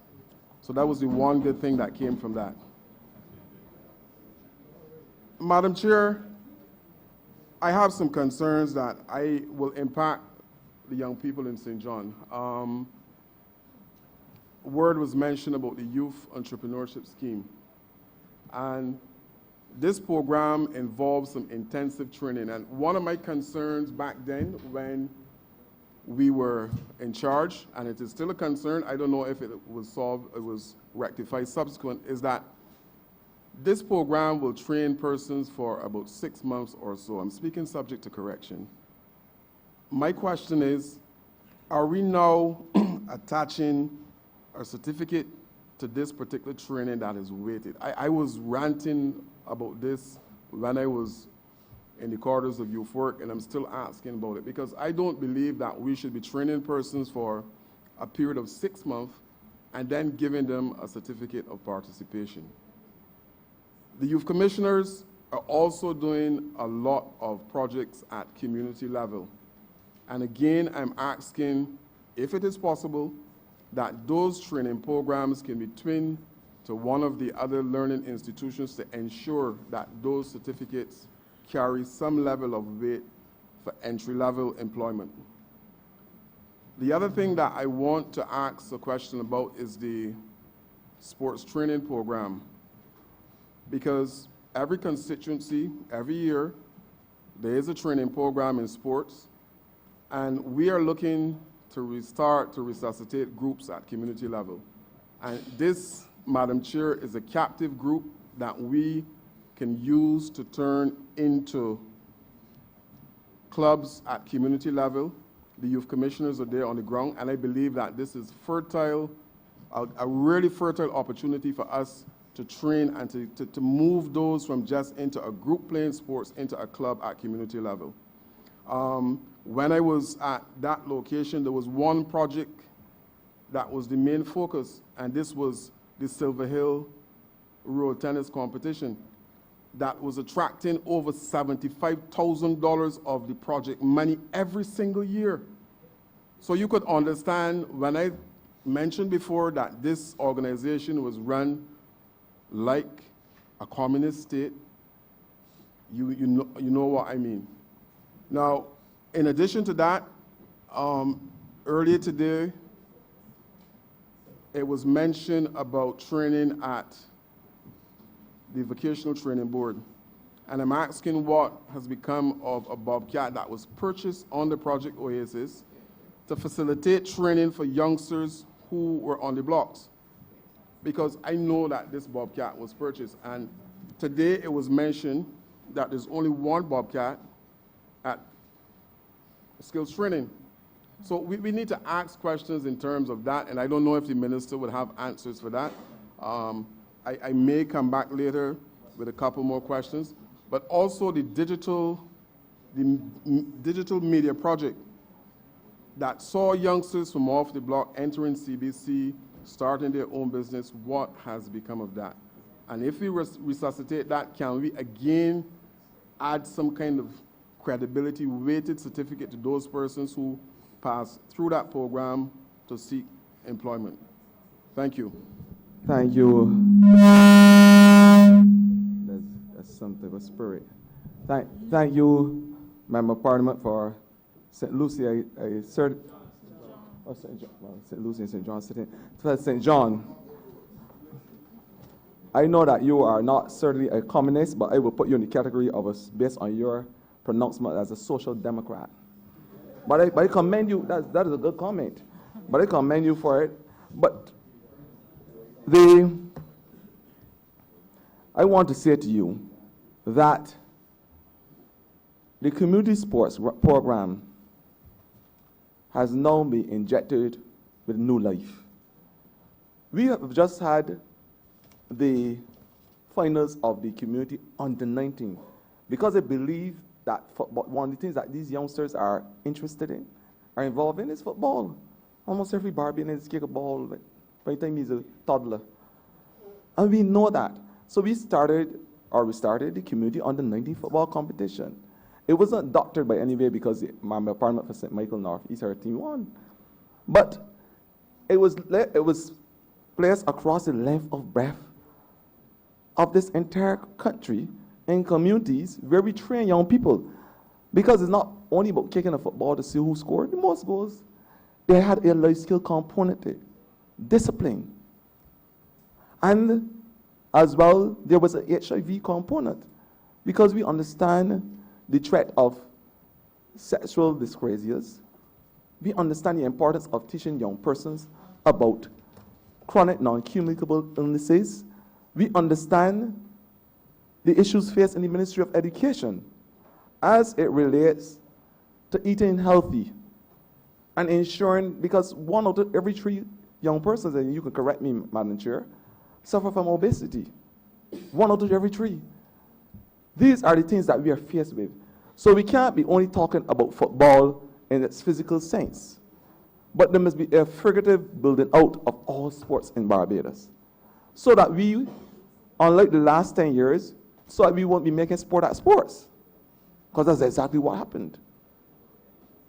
And we are saying that, and I want to tell Barbadians, with this new budget that we are presented today, there are funds in there to do, and I want to thank you, Charles, for mentioning the indigenous sport. Member of Parliament for St. John, the Social Democrat. I want to thank him for reminding me that in our ministry, we have now put funds for a parish, for an inter-parish road tennis competition, which will start pretty soon. Because we believe that our indigenous sport must be put on the national level. So we are going to start in the community department, and we have already had a project, we already have the project proposal, which I will share with my colleagues, but we are going to have a parish, an inter-parish community road tennis competition in Barbados. And whether it is the Member Parliament for St. Michael North East or St. Michael that one or Christchurch that win, irrespective, we are going to say, or St. James, as the Member of Parliament told me, we are going to allow Barbadians to partake in the sport that we believe is close to us. We believe that it is indigenous to us. So this is something that I'm asking Member of Parliament to look forward to, because we are going to roll it out in the next couple of months. To the other parts of the question now, I give way to my other August guest. Certainly the acting manager of the YES department, he can probably come and answer the question as it relates to the training and the qualification and certification for his program, which is I suspect is the CVQ training that the Member of Parliament for St. John is asking about.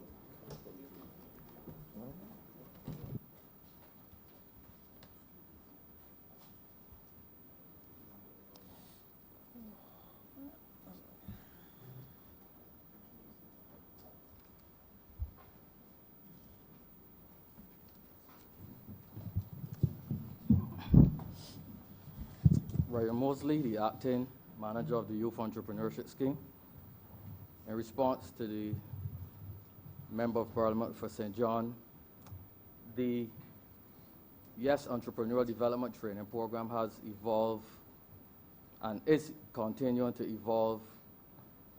We have shortened the program because we did recognize that the time period that young persons invested in the program was equivalent to almost a diploma at BIMAC. It was 6 months, 3 evenings a week for 3 hours, and that time equates to well over 280 contact hours. So the program has been changed, the program has been reduced. We have decided what are the priority areas, and we have sought to augment the shortened program, which runs now for about 3.5 months, with specialized workshops.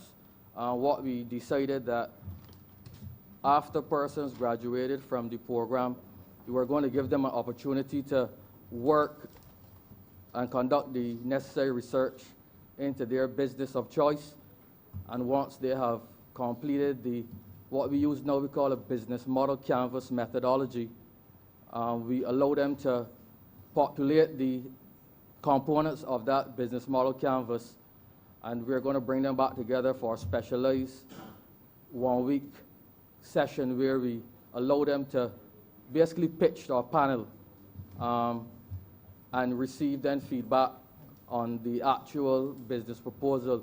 We are hoping that at the end of this exercise that they will be ready to move to the next level, whether that being going to the Barbados Trust Loans for the $5,000 financial injection, or if they may need to probably go to one of the other institutions within the entrepreneurial ecosystem under the Small Business Development Center to receive specialized training, or if they're at the stage where they already have businesses started, if they may be ready for export, like export awareness, we can refer them internally within the SBDC to get that specialized training.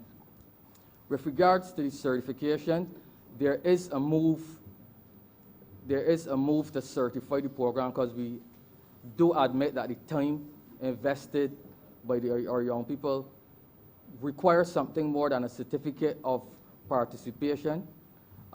There is a move on, I think facilitated by the director of the Barbados Youth Advanced Corps. They would have started the process a couple of years back to get the programs accredited through the BA, the Barbados Accreditation Council, and that process will then, all of the programs under the Division of Youth and by extension the Ministry of Youth and Community Empowerment then will follow on from that process to get all of these programs within the ministry accredited to the level where they can be afforded the CVQ qualification.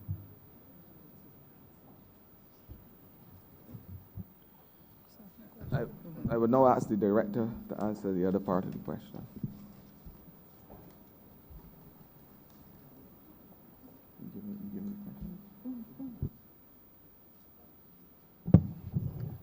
Good afternoon, Honourable Madam Chair, honourable members. I just want to respond to Cleviston Hunt, Director of Youth Affairs. I just want to respond to the question by the member for St. John in relation to our engagement with the TVET Council in relation to our training.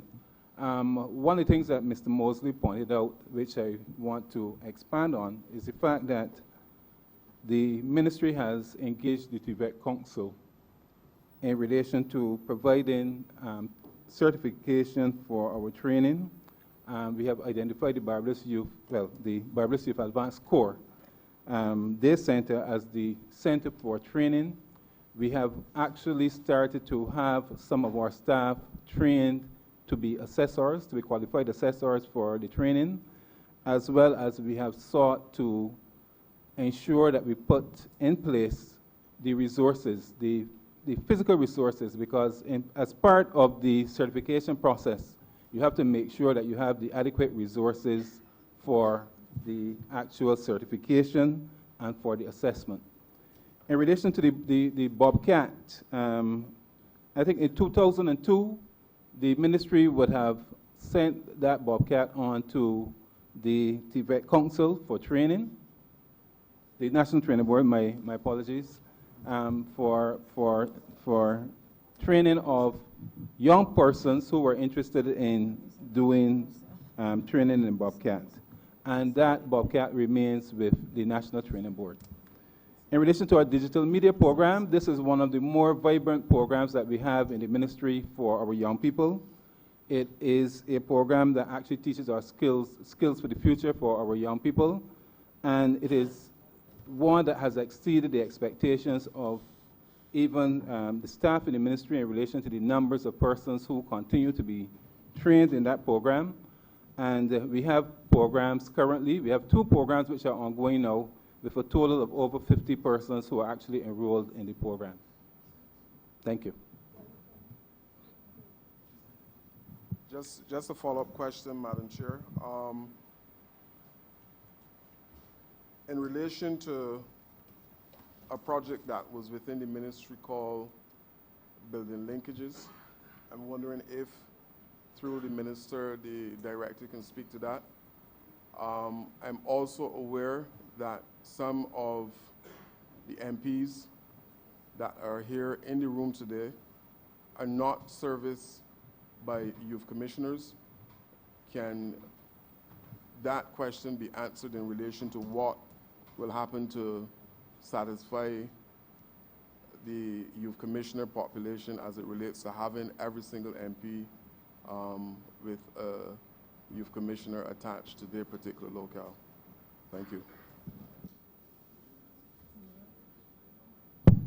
Yeah, thank you, Honourable Member, for the question. I'm going to take the second one first in relation to the staffing. As you're aware, is that we had our 32 when the department were first set up.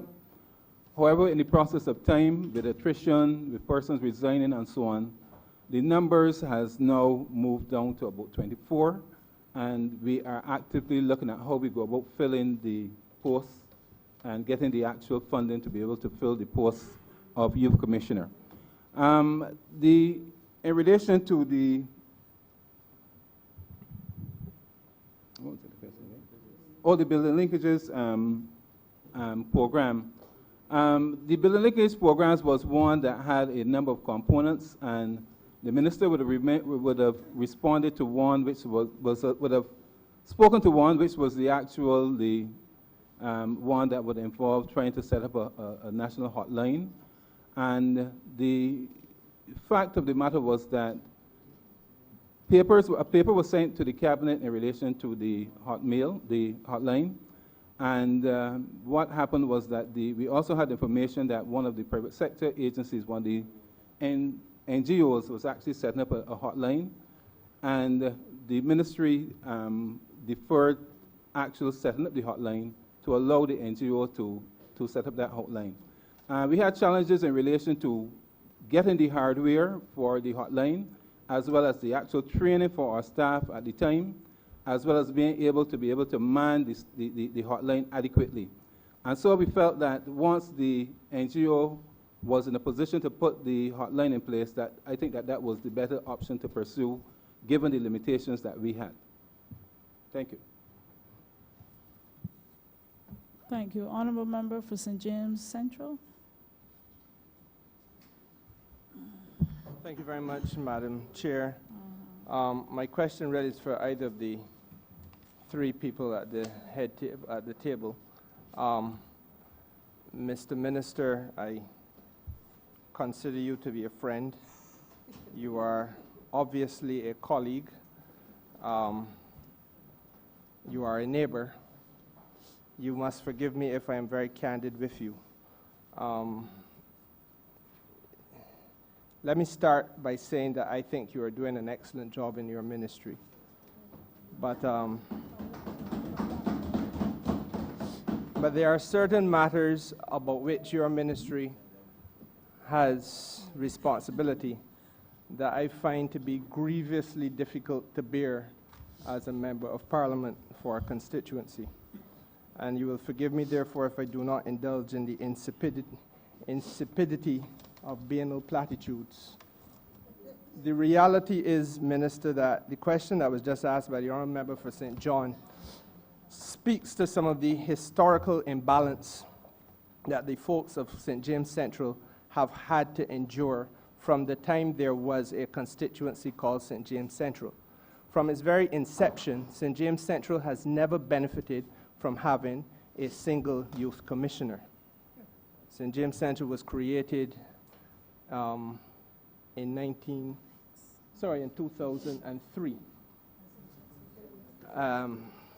St. Philip West at the same time. But I'm not going to speak for St. Philip West. I am not concerned about them at this stage. The reality is that between 2003 to 2020, we have not had a single youth commissioner to call our own. What we endure is a hodgepodge relationship, so that people with various levels of commitment to one district are asked to represent a part of the constituency. People with different approaches, different relationships with the community, obviously a different type of energy towards programs. It is a difficult situation, Minister, to endure, and quite frankly, the answer that was just given to the Honourable Member for St. John about the staffing situation and it declining to 24 does not offer us anything but cold comfort, because what we need to be hearing is how we can have, finally, that which other people have enjoyed from inception. It really fosters a form of social discohesion within a constituency when a priority for the youth commissioner is the constituency to which they are properly assigned. And I don't wish to be invidious and call the name of any commissioner, but you would understand that if there's a commissioner who is assigned to a particular constituency and there's a little spillover that he got to deal with over in St. James Central, his first priority is the constituency he's assigned to. So I have a trilogy of that problem existing, Minister. And it is a difficult pill to swallow. At the same time, there's also, again, a historical imbalance in that my constituency has never benefited from a single community development center. And the question that is asked of me is, how is it, Minister, that you are elected to Parliament 3 and 4 times, but we can't get a single community center? When other constituencies, as we heard said only a few minutes ago by another honourable member in this place, enjoy the luxury of 2 and sometimes 3. And that also lends itself to a feeling of alienation and inexplicable estrangement. Why is it that we stand and are treated as though we are people askance, looking up at the pearly gates over yonder, at the level of representation that we cannot get in St. James Central? Are we not people too? And that, sir, is a question that is a burning philosophical one. I think it has to be answered, and it has to be answered within the context of fairness and equity and social justice. And I invite you, sir, to comment. I want to thank you, Honourable Member, for your expression of dissatisfaction and dismay with the way how your constituency is certainly being looked after. I want to say to you that not only St. James, but we are trying, because there are 30 constituencies.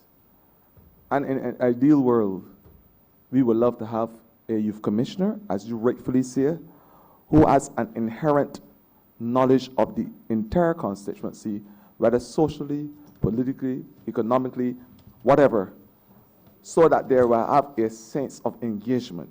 We understand you, and I appreciate your comment. But this is a conversation certainly that will be taken at the level of the civil service, and we have already made requests for additional posts, and I will let my permanent secretary speak to that in more detail.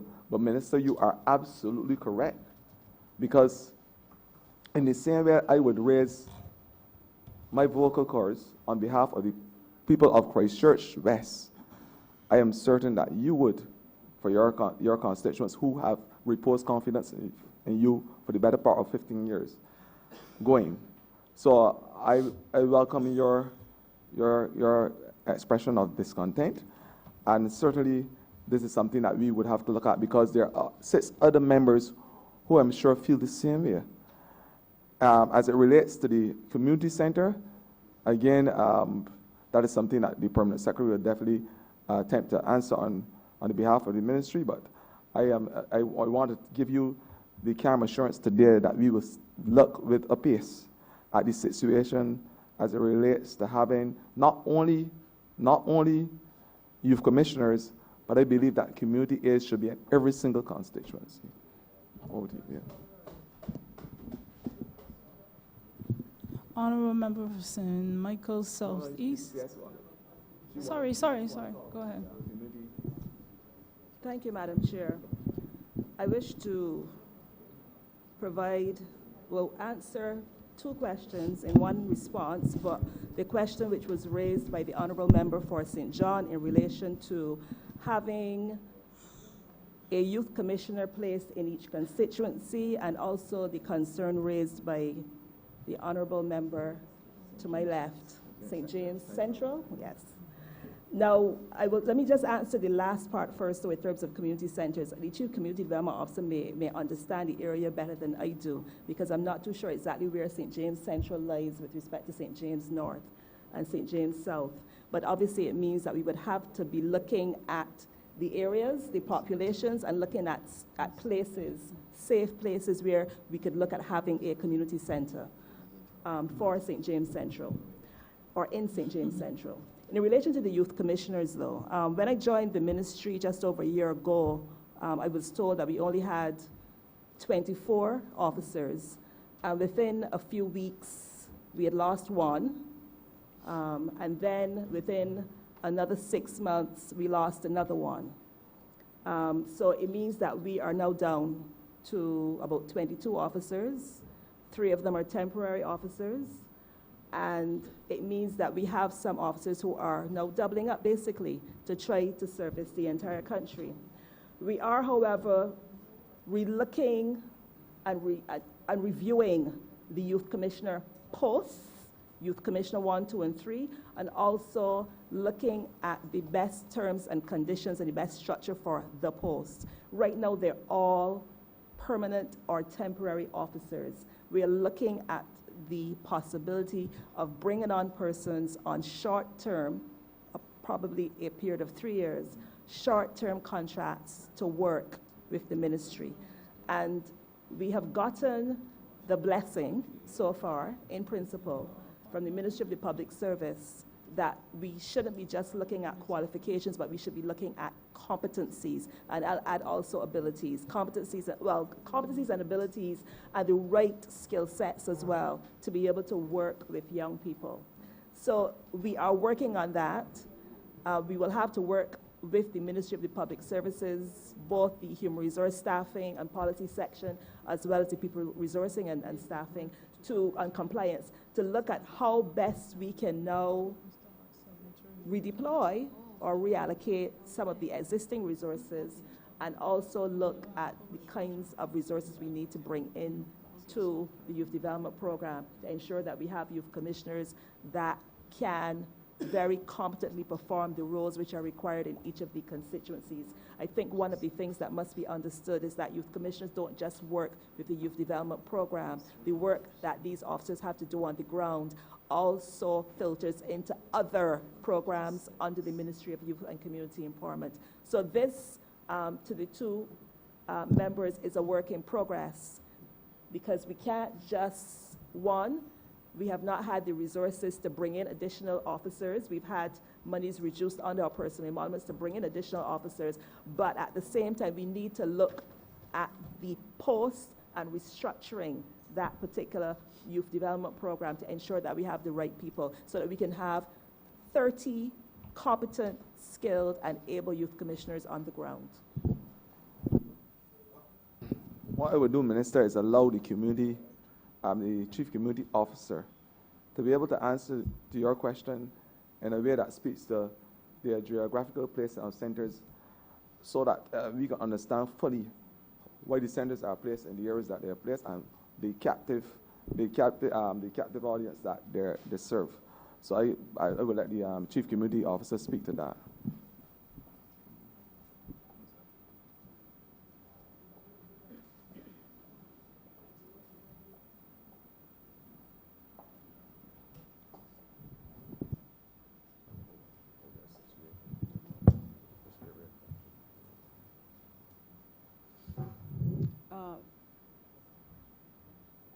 I'm going to depend on my memory really, because when I joined the Community Development Department, most of the centers were already constructed.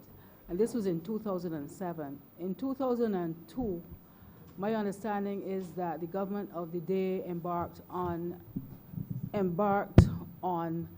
a program to transform community centers into resource centers and to develop communities, establish resource centers.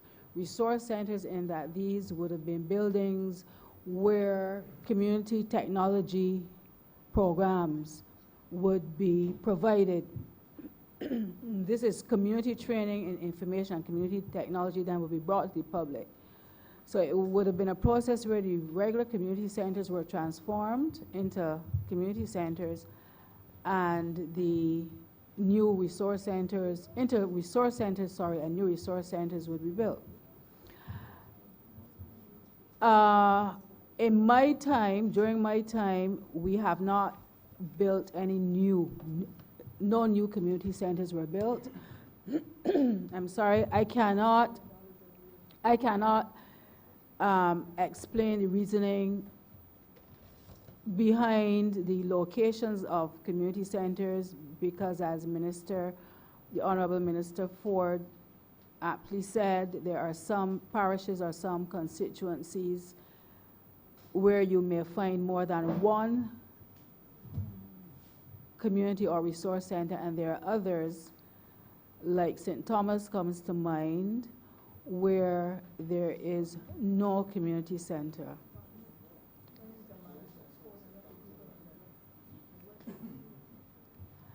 There are areas in Christchurch too that have suffered significantly from the lack of community centers, like parts of Christchurch, where there was a community center at Oystons, and that had to be closed because it was part of a building that was not its own, it was part of another building.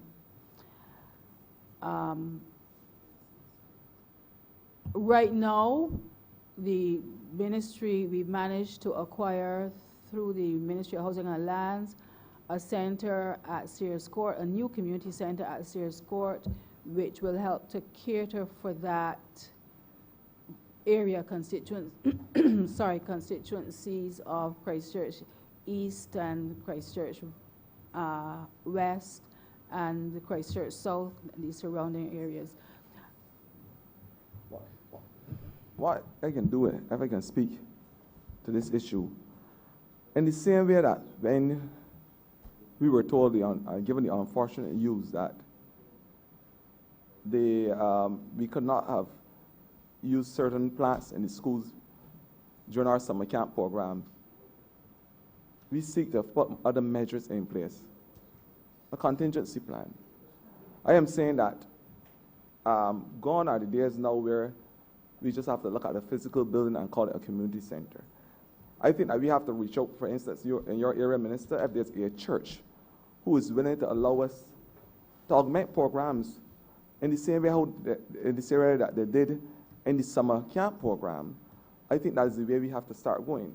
If the Minister of Education, I know she's shaking her head in approval, would allow us to use a school on evenings, maybe in your constituency, Minister, where because we have the resource in terms of program, so that we could have programs more so than the physical space being made accessible to each and every single constituent.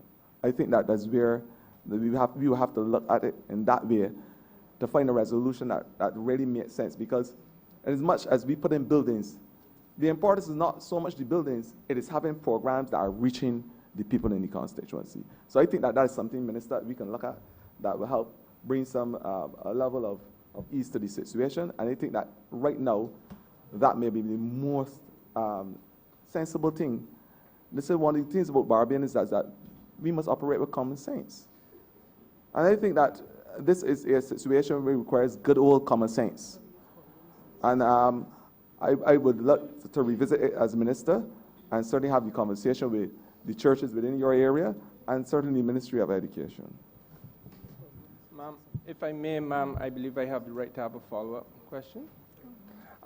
First of all, let me preface my remark by saying that I endorse that which the minister has said by way of a suggestion as part of the way forward. It makes perfect sense to me. Granny used to say, where there is a will, there is a way.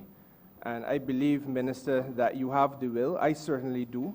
And I know that we can find a way. In fact, right now I can tell you that there is, to my mind, immediately at least one church which has, I believe, the appropriate facilities to be able to accommodate such a suggestion.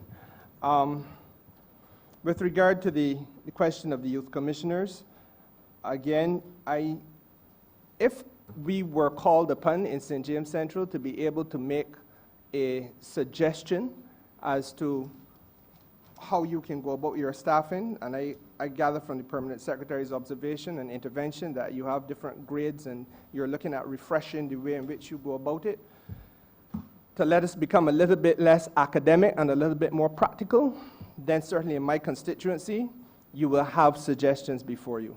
But I think that what we have suffered from, if I can be candid, ma'am, is that there's a lot of commitment to the academic aspect of this thing and too little to the practical, heartfelt commitment and dedication of people on the ground who simply want to work with young people to help make them a little bit better off.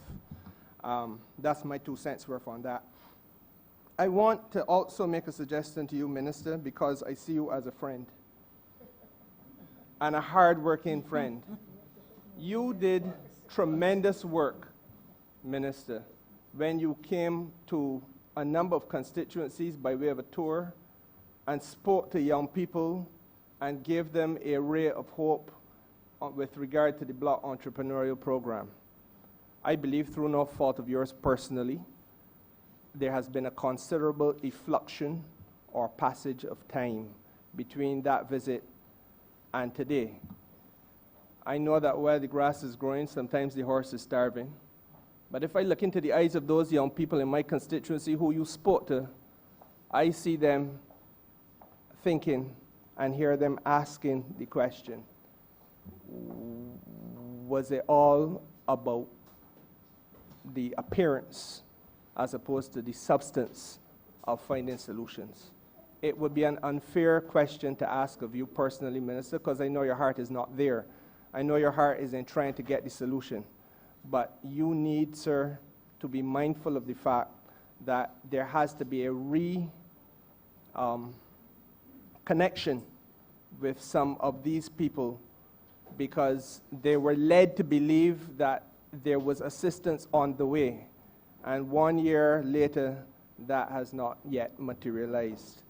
And that will ultimately lead to despair and more alienation and more frustration and all the things that you're fighting not to happen. And I want to say that I am prepared to walk with you in that regard in my constituency. But I suspect that there are other constituencies where the same problem will exist. Minister, I want to thank you once again and to say to you that moving from idea to the building up of the physical structures has been an arduous exercise, to say the least. It would have involved all the players from the Ministry of Housing to the Ministry of the Environment, to Town and Country Planning, Environmental Protection Agency. We would have had extensive discussion, plans being put in place. Currently, we have about 8 plans at the time. About 8 plans.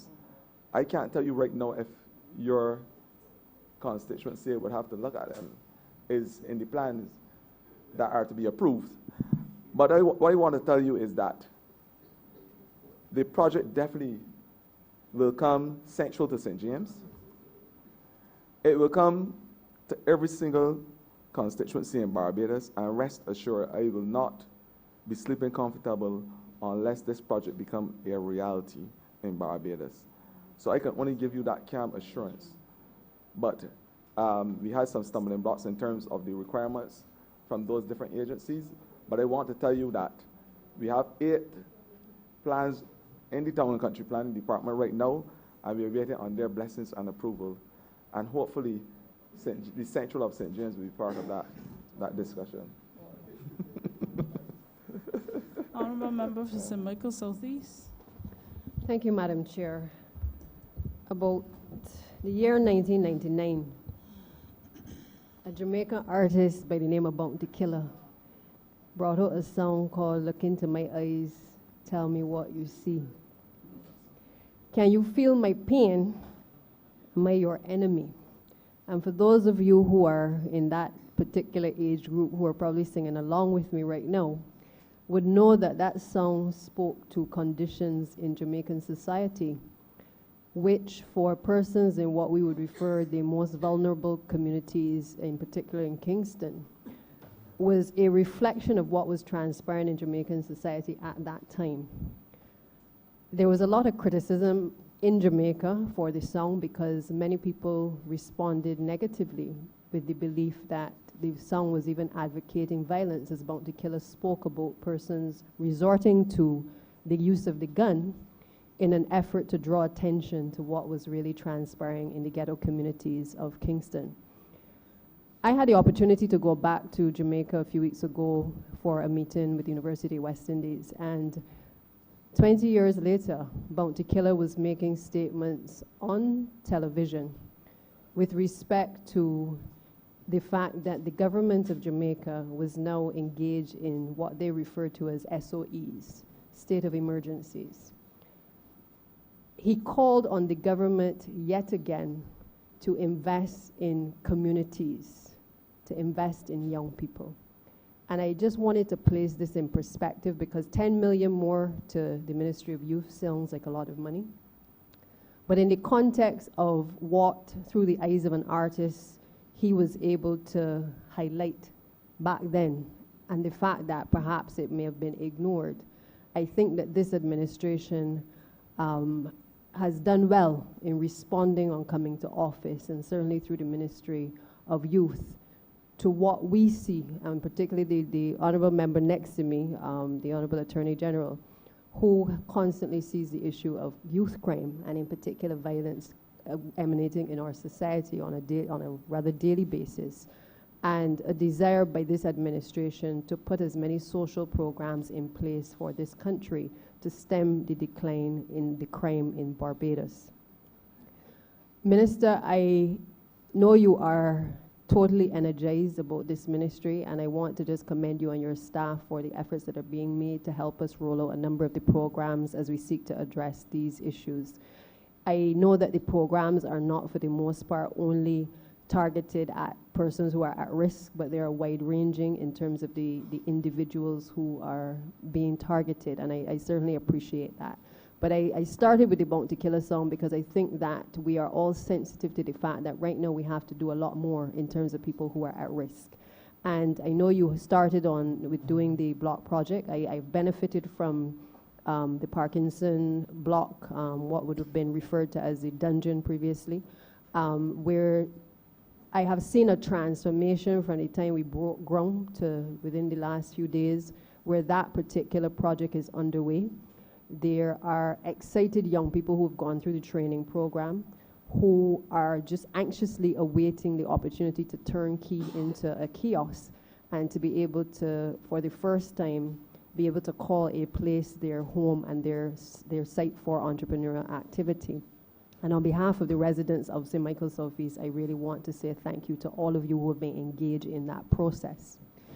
It may seem simple, but it has been a journey of empowerment for young people who I believe the same Bounty Killer may have referred to as believing that people did not care, that there was no hope, there was nothing that was for them.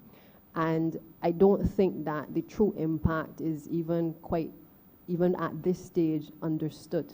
And it will perhaps only be fully understood when all of the projects have been built out from this first phase. And certainly I hope that we have the funds to be able to complete across all of the communities across Barbados to really truly make that impact.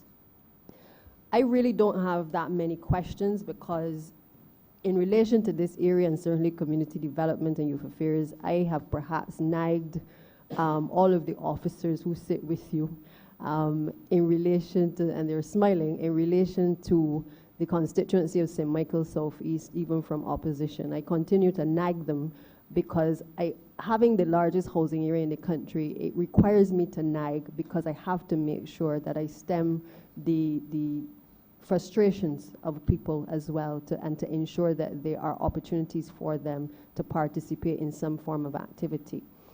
Granted, there is a view that we can't do everything in school. School hours are only for a certain number during a day. And on afternoons, you have a situation where a number of community centers, they're not always activities, or they're not open all the time, and certainly on weekends. And I know this is an issue that I've raised with community development before, because I believe that we have to move to a position now where, rather than an officer being on site from 9 o'clock in the morning until 4 o'clock or 4:30, you have to accept that in very densely populated communities, people come home on evenings, little children are coming home, and they need somewhere to go. And while we may want to believe that students should be in bed by 8 o'clock, in the community that I represent, students are raging through the community well after 8 into wee hours of the night. It therefore means, as the Honourable member who last spoke indicated from St. James Central, that we have to have a shift in thinking as to how, as a department, you approach communities. And it will require that, whether it is that you have to start to change the hours that people are working, or the approach generally in terms of other activities which are happening on the weekend, I think it requires a reinvigorated way of looking at how you approach community activities, and being able to ensure that as we develop the community groups, that you give the opportunities for persons to be able to participate. As I said, I have no issues in terms of St. Michael's Southeast, because I am always on your case, and I'm always texting the minister to try to find out a way for how we can deploy programs in the community. And I have had the responses that I believe are reasonable and necessary thus far. But I do want you to continue to explore ways in being able to make these facilities open as much as possible. One of the questions I have for you, however, is in relation to the maintenance of the centers. I know you've indicated you're going to start to look at the renovations for some of the existing facilities.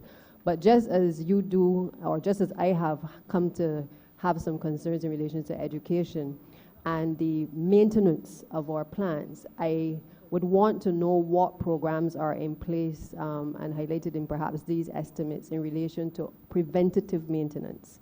And I'm not talking about repairing an entire building. I'm talking about simple things like changing out the toilet facilities, changing a light fixture, because I have found in the past that the process for getting these things changed has been quite long and lengthy. And I would want to know what are the steps that are being taken by the ministry to put the preventative maintenance programs in place as well. I want to thank you, Minister, for your observation and question, and certainly your reference to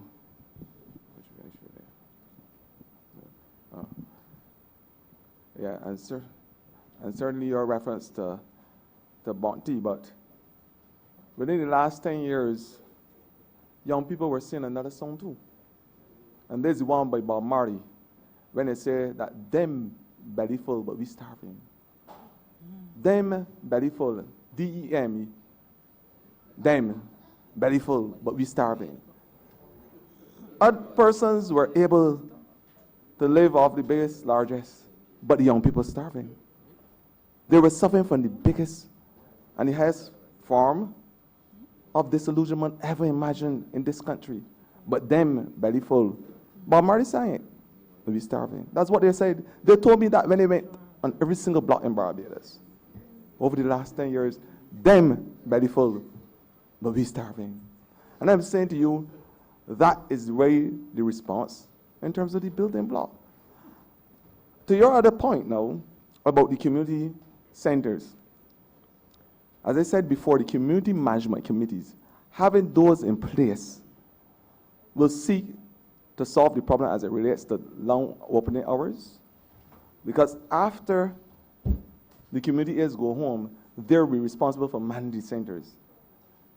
along with identifying in a very proactive way problems and concerns, because we are asking the community, the artisans within the community, to be able to come and be part of the repair mechanism. That's what we are saying. So the carpenters and masons who are in communities, they will be identified by the same management committees. And so that before the problem becomes one where there is no turning back, we'll be able to put a system, an action plan, not a plan of action like the last 10 years, there's a difference, an action plan in place for repairs, maintenance, and so that these issues will not exist. So the real answer to these problems is to have a community management committee, an active, robust community management committee in place. And that's why he's saying that to you, Minister, this is the road that we in the ministry will take, and I'm sure once it is given the energy and the sinew that it deserves, it will redefine the way how we do business in the communities and in community centers. Thank you.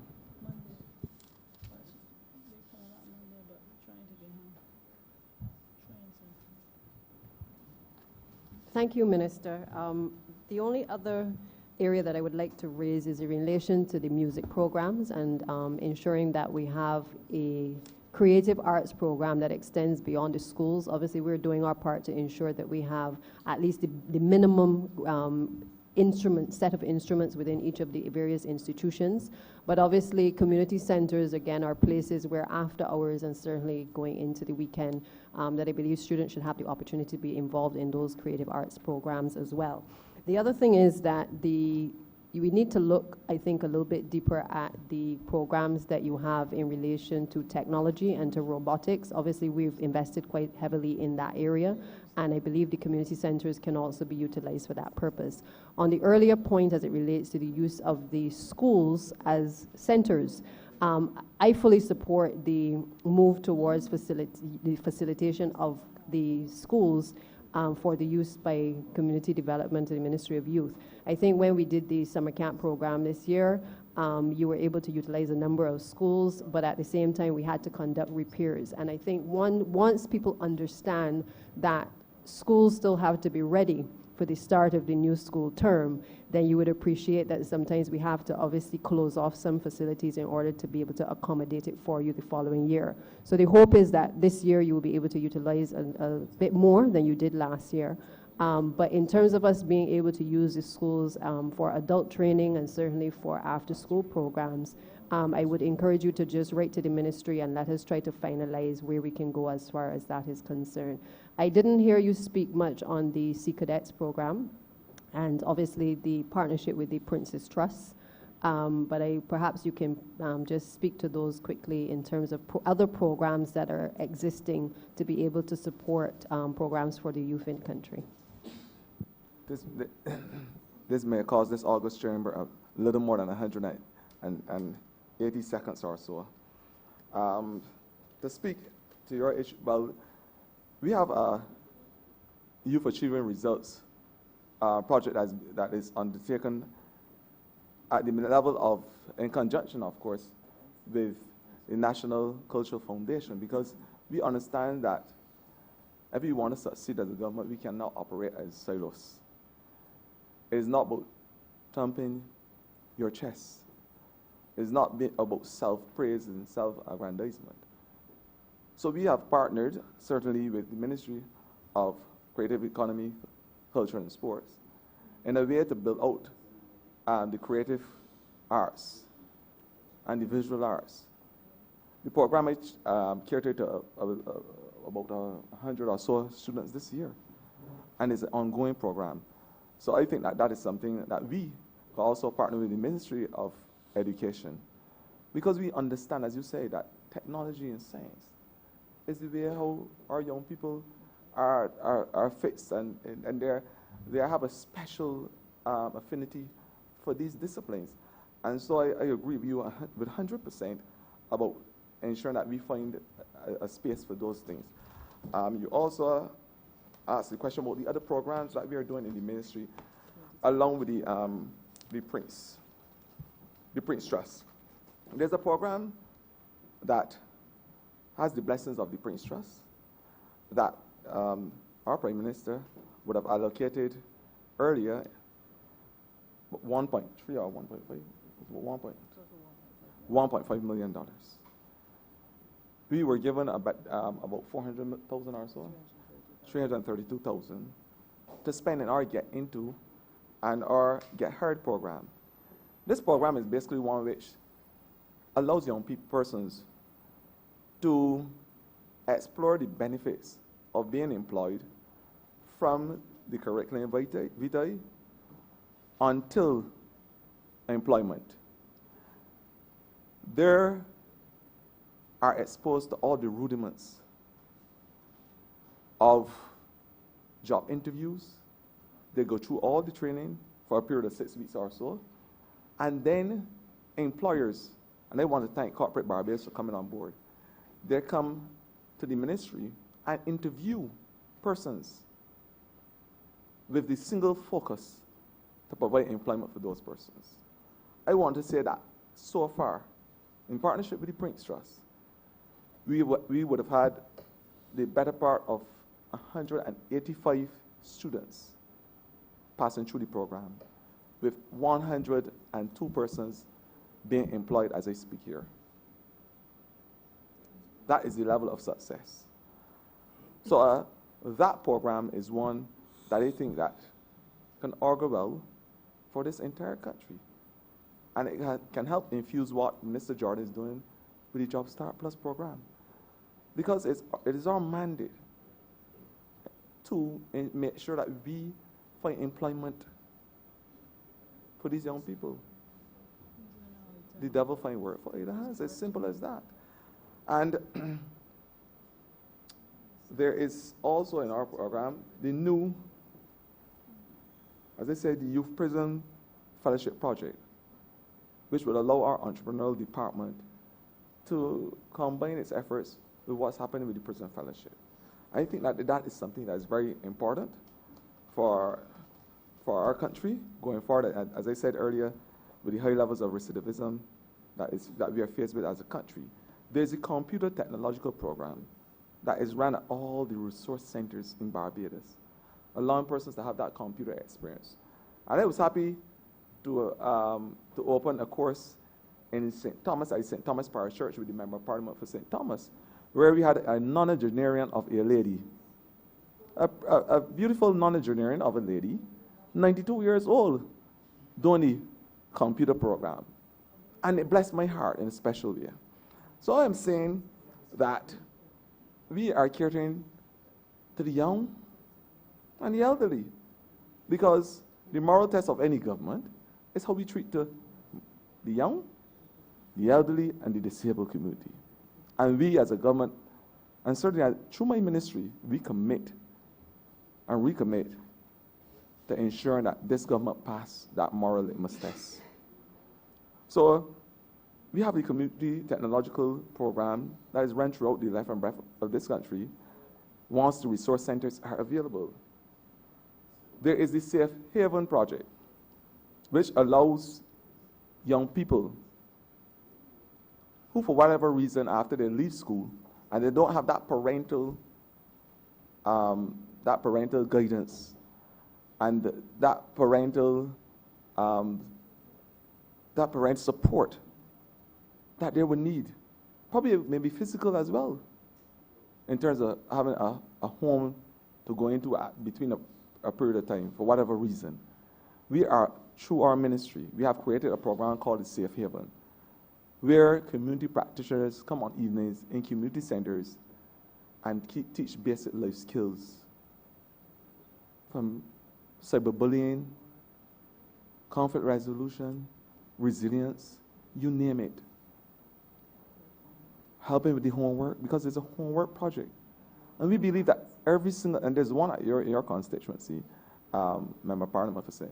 Michael Southeast, because we believe that it takes all hands on deck as it relates to the fight to help our young people. So the Safe Haven project is one that we will be rolling out across, again, the entire geographic space of Barbados. I think I would just want to add, not a question, but I just want to add to you that and to the members in your ministry, that what the members I think that have spoken before me are really trying to point out is that we're in a very unique situation in Barbados right now. This, for the first time, you have a situation where we won 30 seats. We're still responsible for 30 seats. And we're in a peculiar situation where it is not a case of we wanting resources to go to only those seats which have been held by Barbados Labour Party or Democratic Labour Party members. We would like us to be in a position where we look at the country as a whole and we make a determination in terms of where should resources go based on the greatest needs. Because it should not be that in another 5 years we are hearing any member of parliament in this house coming back and saying that they do not have X or they do not have Y. And I think the data, the assessment needs to be taken now of where we are, what is the state of play across the country, and where are our pockets in terms of criminal activity, in terms of deviance, and all of these social issues, so that as a community development department, your approach is more strategic, that we never find ourselves in a situation where we have an imbalance in terms of resources being applied. All right, thank you. But again, great job that you've been doing so far. I want to thank you. I want to give you the assurance that just like good old Santa Claus, we will bring good tidings of great joy to every single part of Barbados, including the Member of Parliament for St. Michael West. Thank you. Members, we have about 20 minutes. I'm going to ask you to limit your question and comment to one and limit it to 3 minutes for your reply and question, unless you want to save it for next week. We continue with the Honourable Member for St. Michael South Central.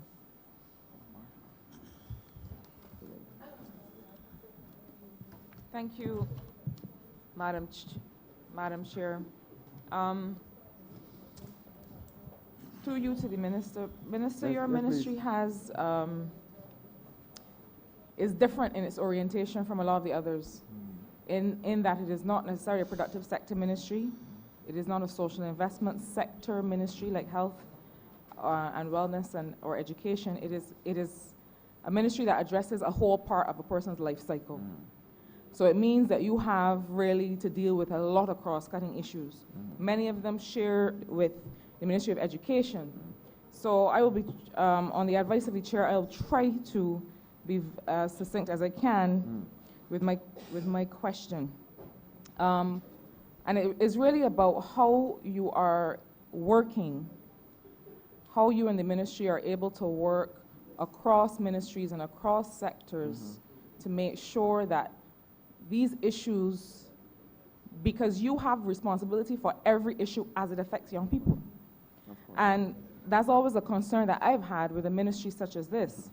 So how were you able, for example, to deal with some of the emerging issues with young people's use of controlled substances? How are you engaging with the NCSA, the Ministry of Education, across sectors and spheres of influence to address this? But also, how are you working with other frontline officers? You have youth commissioners, you have community development officers, you have social workers. I really want us to start seeing us as a government move towards case management approaches across areas so that we are sure that people are covered. So perhaps you can say a little bit about how you are using structure to address some of these issues. I want to thank you, Minister, for understanding the responsibility of this young Minister of Youth. And certainly you're correct when you say that I have a lot of responsibilities in a way that dissects across the length and breadth of this country and across every demographic. Certainly to whom much is given, much is expected. I want to say to you, we are faced, and you're correct, because it's about having the synergies that can maximize our efforts. And I want to say to you that we have partnered with the Ministry of Labour as it relates to the Job Start Plus program. We've had continuous partnerships with education, even as it relates now to the superannuated students with our Youth Advance Score. We've had relationships with even your department as it relates to the Building Blocks project. But you hit an interesting point when you spoke to me just now about the new drugs that is certainly affecting this country. And I want to have a little time to speak to Barbados about this.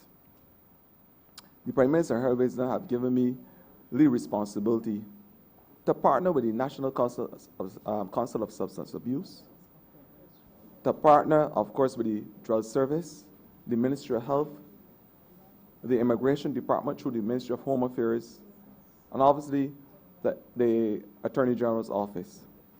We are now faced, and I want Barbadians to hear me.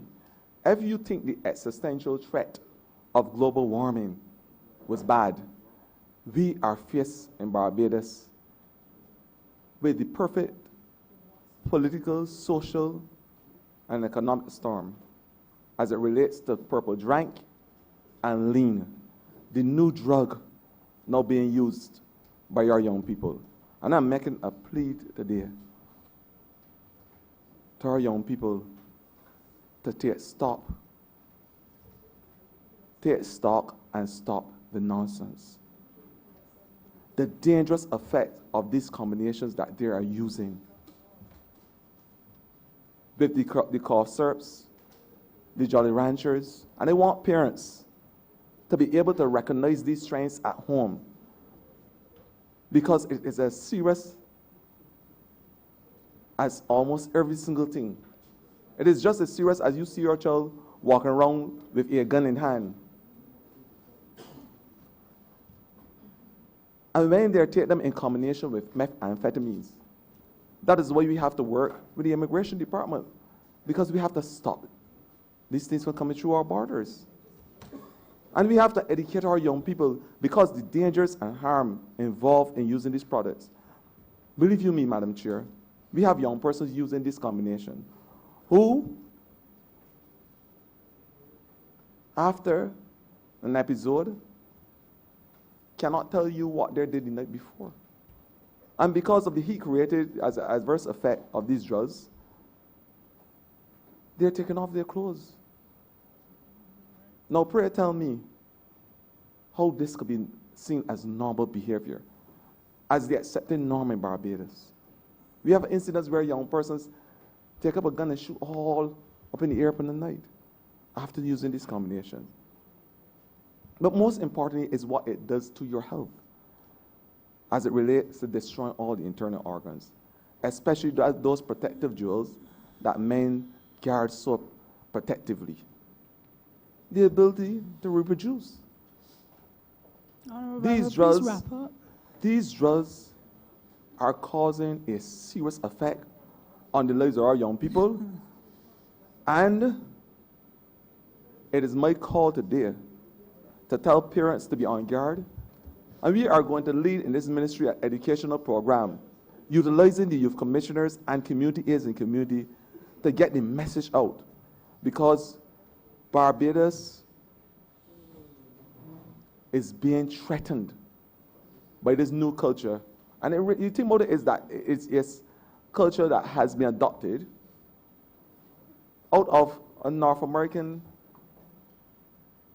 rap culture, where a rapper by the name of Pimp C, imagine it, can have that influence on Barbadians, like where Barbadian young men as old as 13 years old taking drugs to destroy their body. I want to give you the assurance, Minister, that we will be working with all agencies, and I will be leading the charge to ensure that this becomes a thing of the past and that young persons recognize that all they're doing is destroying themselves and their families. And I want parents out there, I also want all the teachers and all adults to make sure that they provide the guidance necessary. I will speak to this more lucidly at another stage, but it's a great concern and it's something that we will do everything in our power to eradicate from our culture and our society. Thank you. Honourable Member for St. Michael East. Thank you, Madam Chair.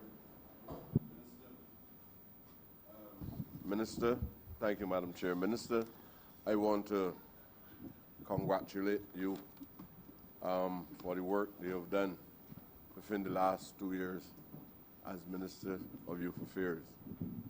You have purged the institution, the agency, of a diabolical spirit.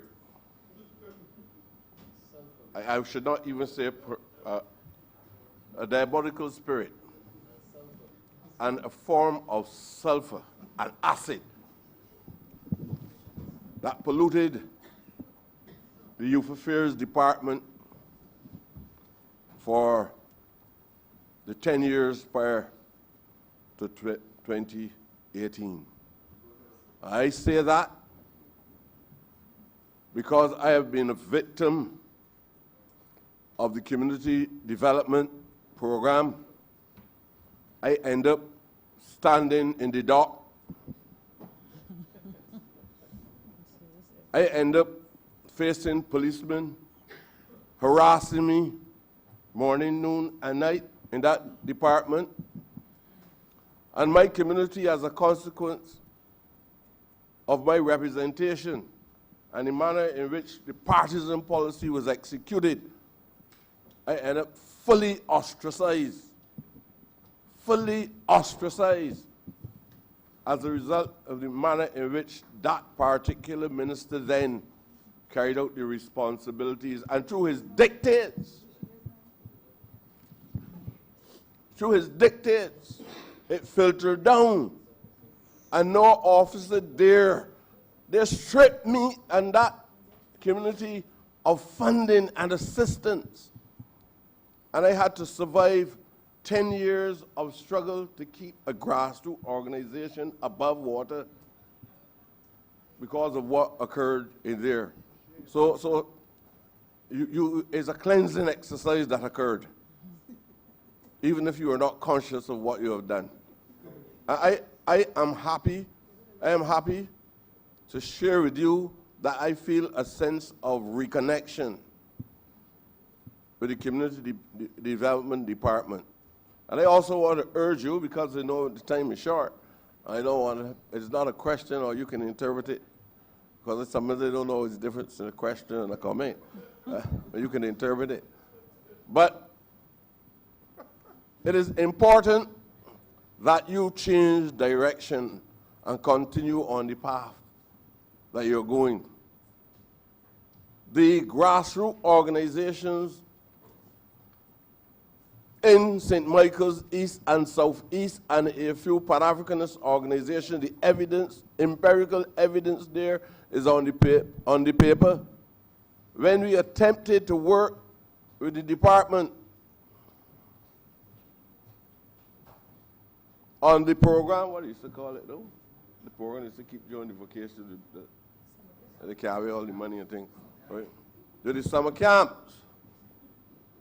They deliberately deleted certain names from the list, and they could not participate in the program. So I want to thank the minister for giving us that kind of reconnection, and I want him to understand that the ministry must not apply a top-down approach. I've been hearing about a lot of names and labels that sound very romantic, but the reality is, I think that the ministry has to see itself as a facilitator. If you're saying that creativity exists in the community, and the community throw up its own leaders, and the community also come up with its own innovative concepts, then what the community don't have sometimes is the finance and the guidance that might be required from the community development department. But when it comes to the administrative bodies within the community groups, these are people who live it every day in the community and know what are the best programs that the community can relate to. So it is, I want to also thank you, I don't want to go too far now, but I want to also thank you for what you did in the Ivy for the people in the Ivy. But it stemmed from the Ivy itself. So the actual concepts that gave rise to the program, you facilitate the program, but it's because they had young people with talent, had skills, and they want an opportunity, but they don't have a dollar to buy a concrete block. And what the department is doing is building the necessary units within the community, so that you can produce a barber, a hairdresser, a cosmetologist, whatever, inside the community there. So to some extent, you have to take the credit as the facilitator, but don't get too inflated and believe that the credit must go to the department itself, because the department can dog dance when it wants to dog dance. It depends on the leadership of the departments in government. Sometimes officers get scared of what the leadership is likely to accept as correct and what is not correct. And that is the reality. Sometimes we try to put a white cloud over everything. But the reality is that I've seen officers function well, and then all of a sudden a demon arises. And the demon then forced the department to go in a direction that it really should not go in. As a matter of fact, I want to sing the song Redemption, sung by Bombardier, for the entire department itself. So thank you. Thank you, Minister. As you said, you don't know if it's a question or comment, so I would just say thank you, and I appreciate everything you said. Honourable Member for St. George North. Madam Chair, I just want to ask and thank the Minister. I don't want to speak very long, but I want to thank the Minister for what he has done to transform this ministry. And I want to say from the outset, if there's one ministry you can see a transformation, is this ministry. And I saw it last, I think it was November, when you brought out 3,000 young people at the stadium. More than 3,000. And I think when I look at all these programs here, you have a good team, first of all. You have a very good PS who's in the right heart, in the right place, and you have a good team. So you have technical support. You have a number of programs here that I can speak of. I can speak about the Valley Resource Center in St. George, which we set up. I can speak about Ellerton Social Center. I can speak about all these programs, yes program, but there's one program I want to speak about, and that is the National Youth Service. And the reason why I want to speak on that this is the one program that can transform all Barbados. The National Youth Program, if you do it well, you can have the whole Barbados transformed. And I'm very thankful that the government has put in $15 million this year. I saw $15 million in this program. And this can transform Barbados based on your programs. I would like to see you working with the schools. I would like to see you working with the universities, because I believe firmly that we were trying to do this here as a government before the last up to 10 years that were wasted. But it is the very first time and I have been in this parliament for 20-something years, that I have seen so many young people in one place and one program. I want to thank you. That's the way the transformation starts. If you are able to get this program off the ground, we're all young people, because I firmly believe, right, that on reaching the age of 16, every young boy, every young girl should be part of a youth program, a developmental program. And if you can get this going, I believe that every cent that you get will be worth it. And I believe firmly that you need to work with the Ministry of Education, which the Minister has said, the community college, the university, and we have, I'm telling you, we have members in here, for example, the member for St. Joseph and the member for St. Andrew, who are members of the Kiwanis Club. And out of that, out of the Kiwanis Club, you had the Key Club going into the schools, and that helped to develop young people. We want to see the youth, National Youth Service in a big way, where young people are part of this program. Every young boy, every young girl must be part of this thing. And I miss it in the Ministry of Education yesterday. I want to say it, right? In some developed society, Minister, every person, every child, on reaching the age of 16 must do community work, must do 20 hours or 30 hours per week or per month of community work. And this is where we are. And I want to applaud you. Finally, I'm going to come back Monday, because I have a lot more to say about the Valley and other things. But I think I want to say that this program is the heart of what can transform Barbados. I want to thank you. Since we are keeping with the themes of reflecting on songs, I want to tell you, I want to go to the words of Jimmy Cliff, and he says, better days are coming by and by. Honourable Member for St. James North. Thank you, Chairman, and Minister and your team. I commend the efforts you're putting in to transform the youth and the landscape of Barbados for the youth. I also admire and comment on the passion that you bring as a young minister to this portfolio. And of course, your ministry really connects and contacts with many ministries, including the one of which I have ministerial mandate for the present moment, especially in terms of the government industrial school. And you are aware, because we've been in communication over the last 6 or so months from the time of the establishment of the youth advanced courts, that I have released in all, 14 young persons from the government industrial school to go into the youth advanced courts, the last 7 in fact being last week. And I look forward to the continued success of that program. But I wanted to, as we come to a close today, ask you, Minister, in terms of the youth mainstreaming program 277, sub-program 570, providing for vocational training for at-risk youth on the block, and also seeking to address deviance within the school system.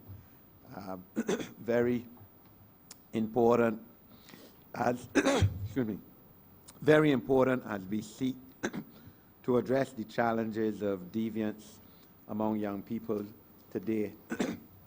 And, you know, invite you to speak as to how that relates now to your building block program, as you referred to it earlier on as entrepreneurship within building blocks. Minister, I want to... Are they, you know, they can be distinct, of course, and how will they be brought together,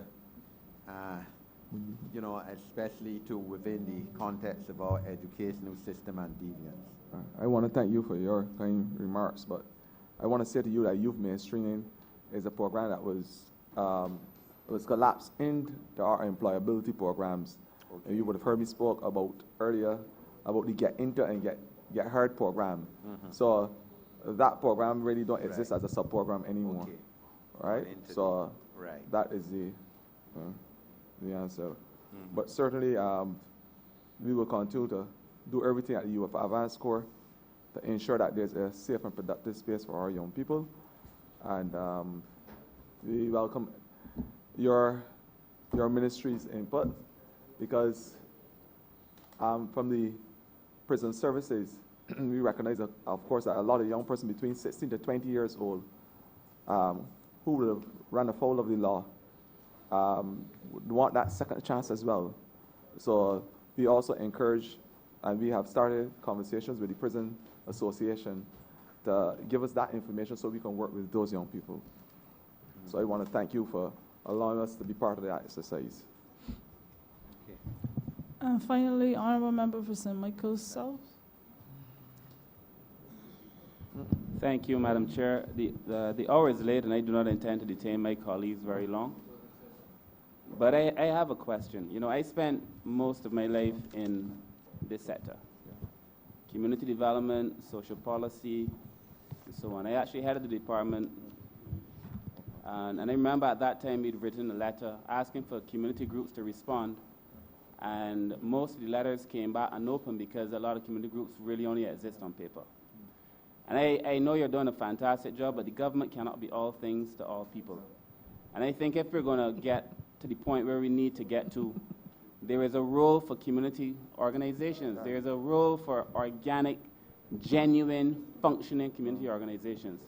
And that one of the mandates of the ministry, and we haven't spoken about it, but it is so important, and it requires, I think, your reflection. One of the mandates of the ministry must be to help facilitate the development of community groups. Mm-hmm. And to the extent that we are then able, having facilitated the development of these groups, to then be able to do more programming through the groups that genuinely represent the interest, whether it be a community interest or some other constituency, but a genuine reflection For example, I know it is our dire need and desire to be able to hand over some of these community organizations, community development organizations to community groups. But if there are no groups, then we can't get to that other stage of our plan and our strategy. So I just want to understand, and I know it's late, so you probably won't have a lot of time, but I just want to understand, first of all, that you do understand that there is this need to develop community organizations, and to what extent has that become part of your vision and part of the methodology for the community development department or for the Ministry of Youth, because it is fundamental to rectifying a number of these issues that we are currently dealing with. I want to thank you, and I want to say to the entire Barbados that I will certainly take guidance from my elected colleague from St. Michael South, because recognizing, of course, that's how we operate as a government. We have certain strengths, and I am happy to be able to involve you in this exercise because this is your training.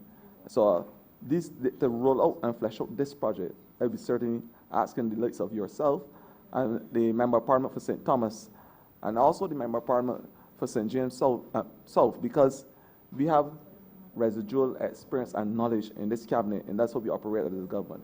So, as a member of Parliament, so we would certainly invite you to be part of this discussion as we flesh it out, but this is something that is going to become a reality because we believe that this is the best way of having communities being involved in their development and having a tangible stay at the same time. Thank you. Honourable member, you're invited to sum up. Not yet? Oh, well, sorry, on Monday we continue. Madam Chair, I beg to move that you do now report progress to His Honour the Speaker and beg leave to sit again. The question is that I do now report to the Honourable Speaker and ask for leave to sit again. Progress and ask for leave to sit again. All honourable members in favour, please say aye. All honourable members against, please say nay. I think the ayes have it.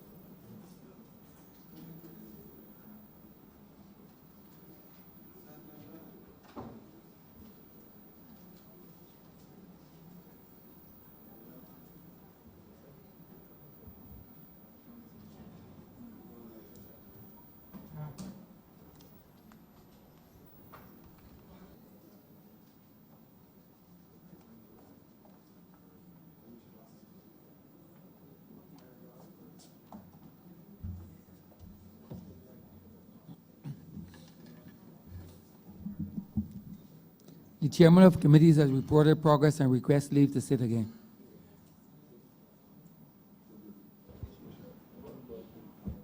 Honourable Government Business. Thank you, Mr. Speaker.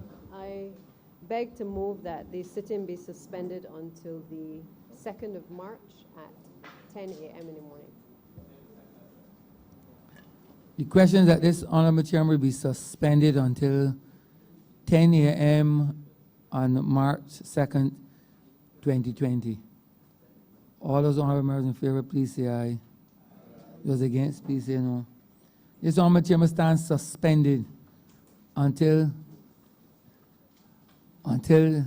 10 a.m. promptly on Monday, the 2nd day of March 2020.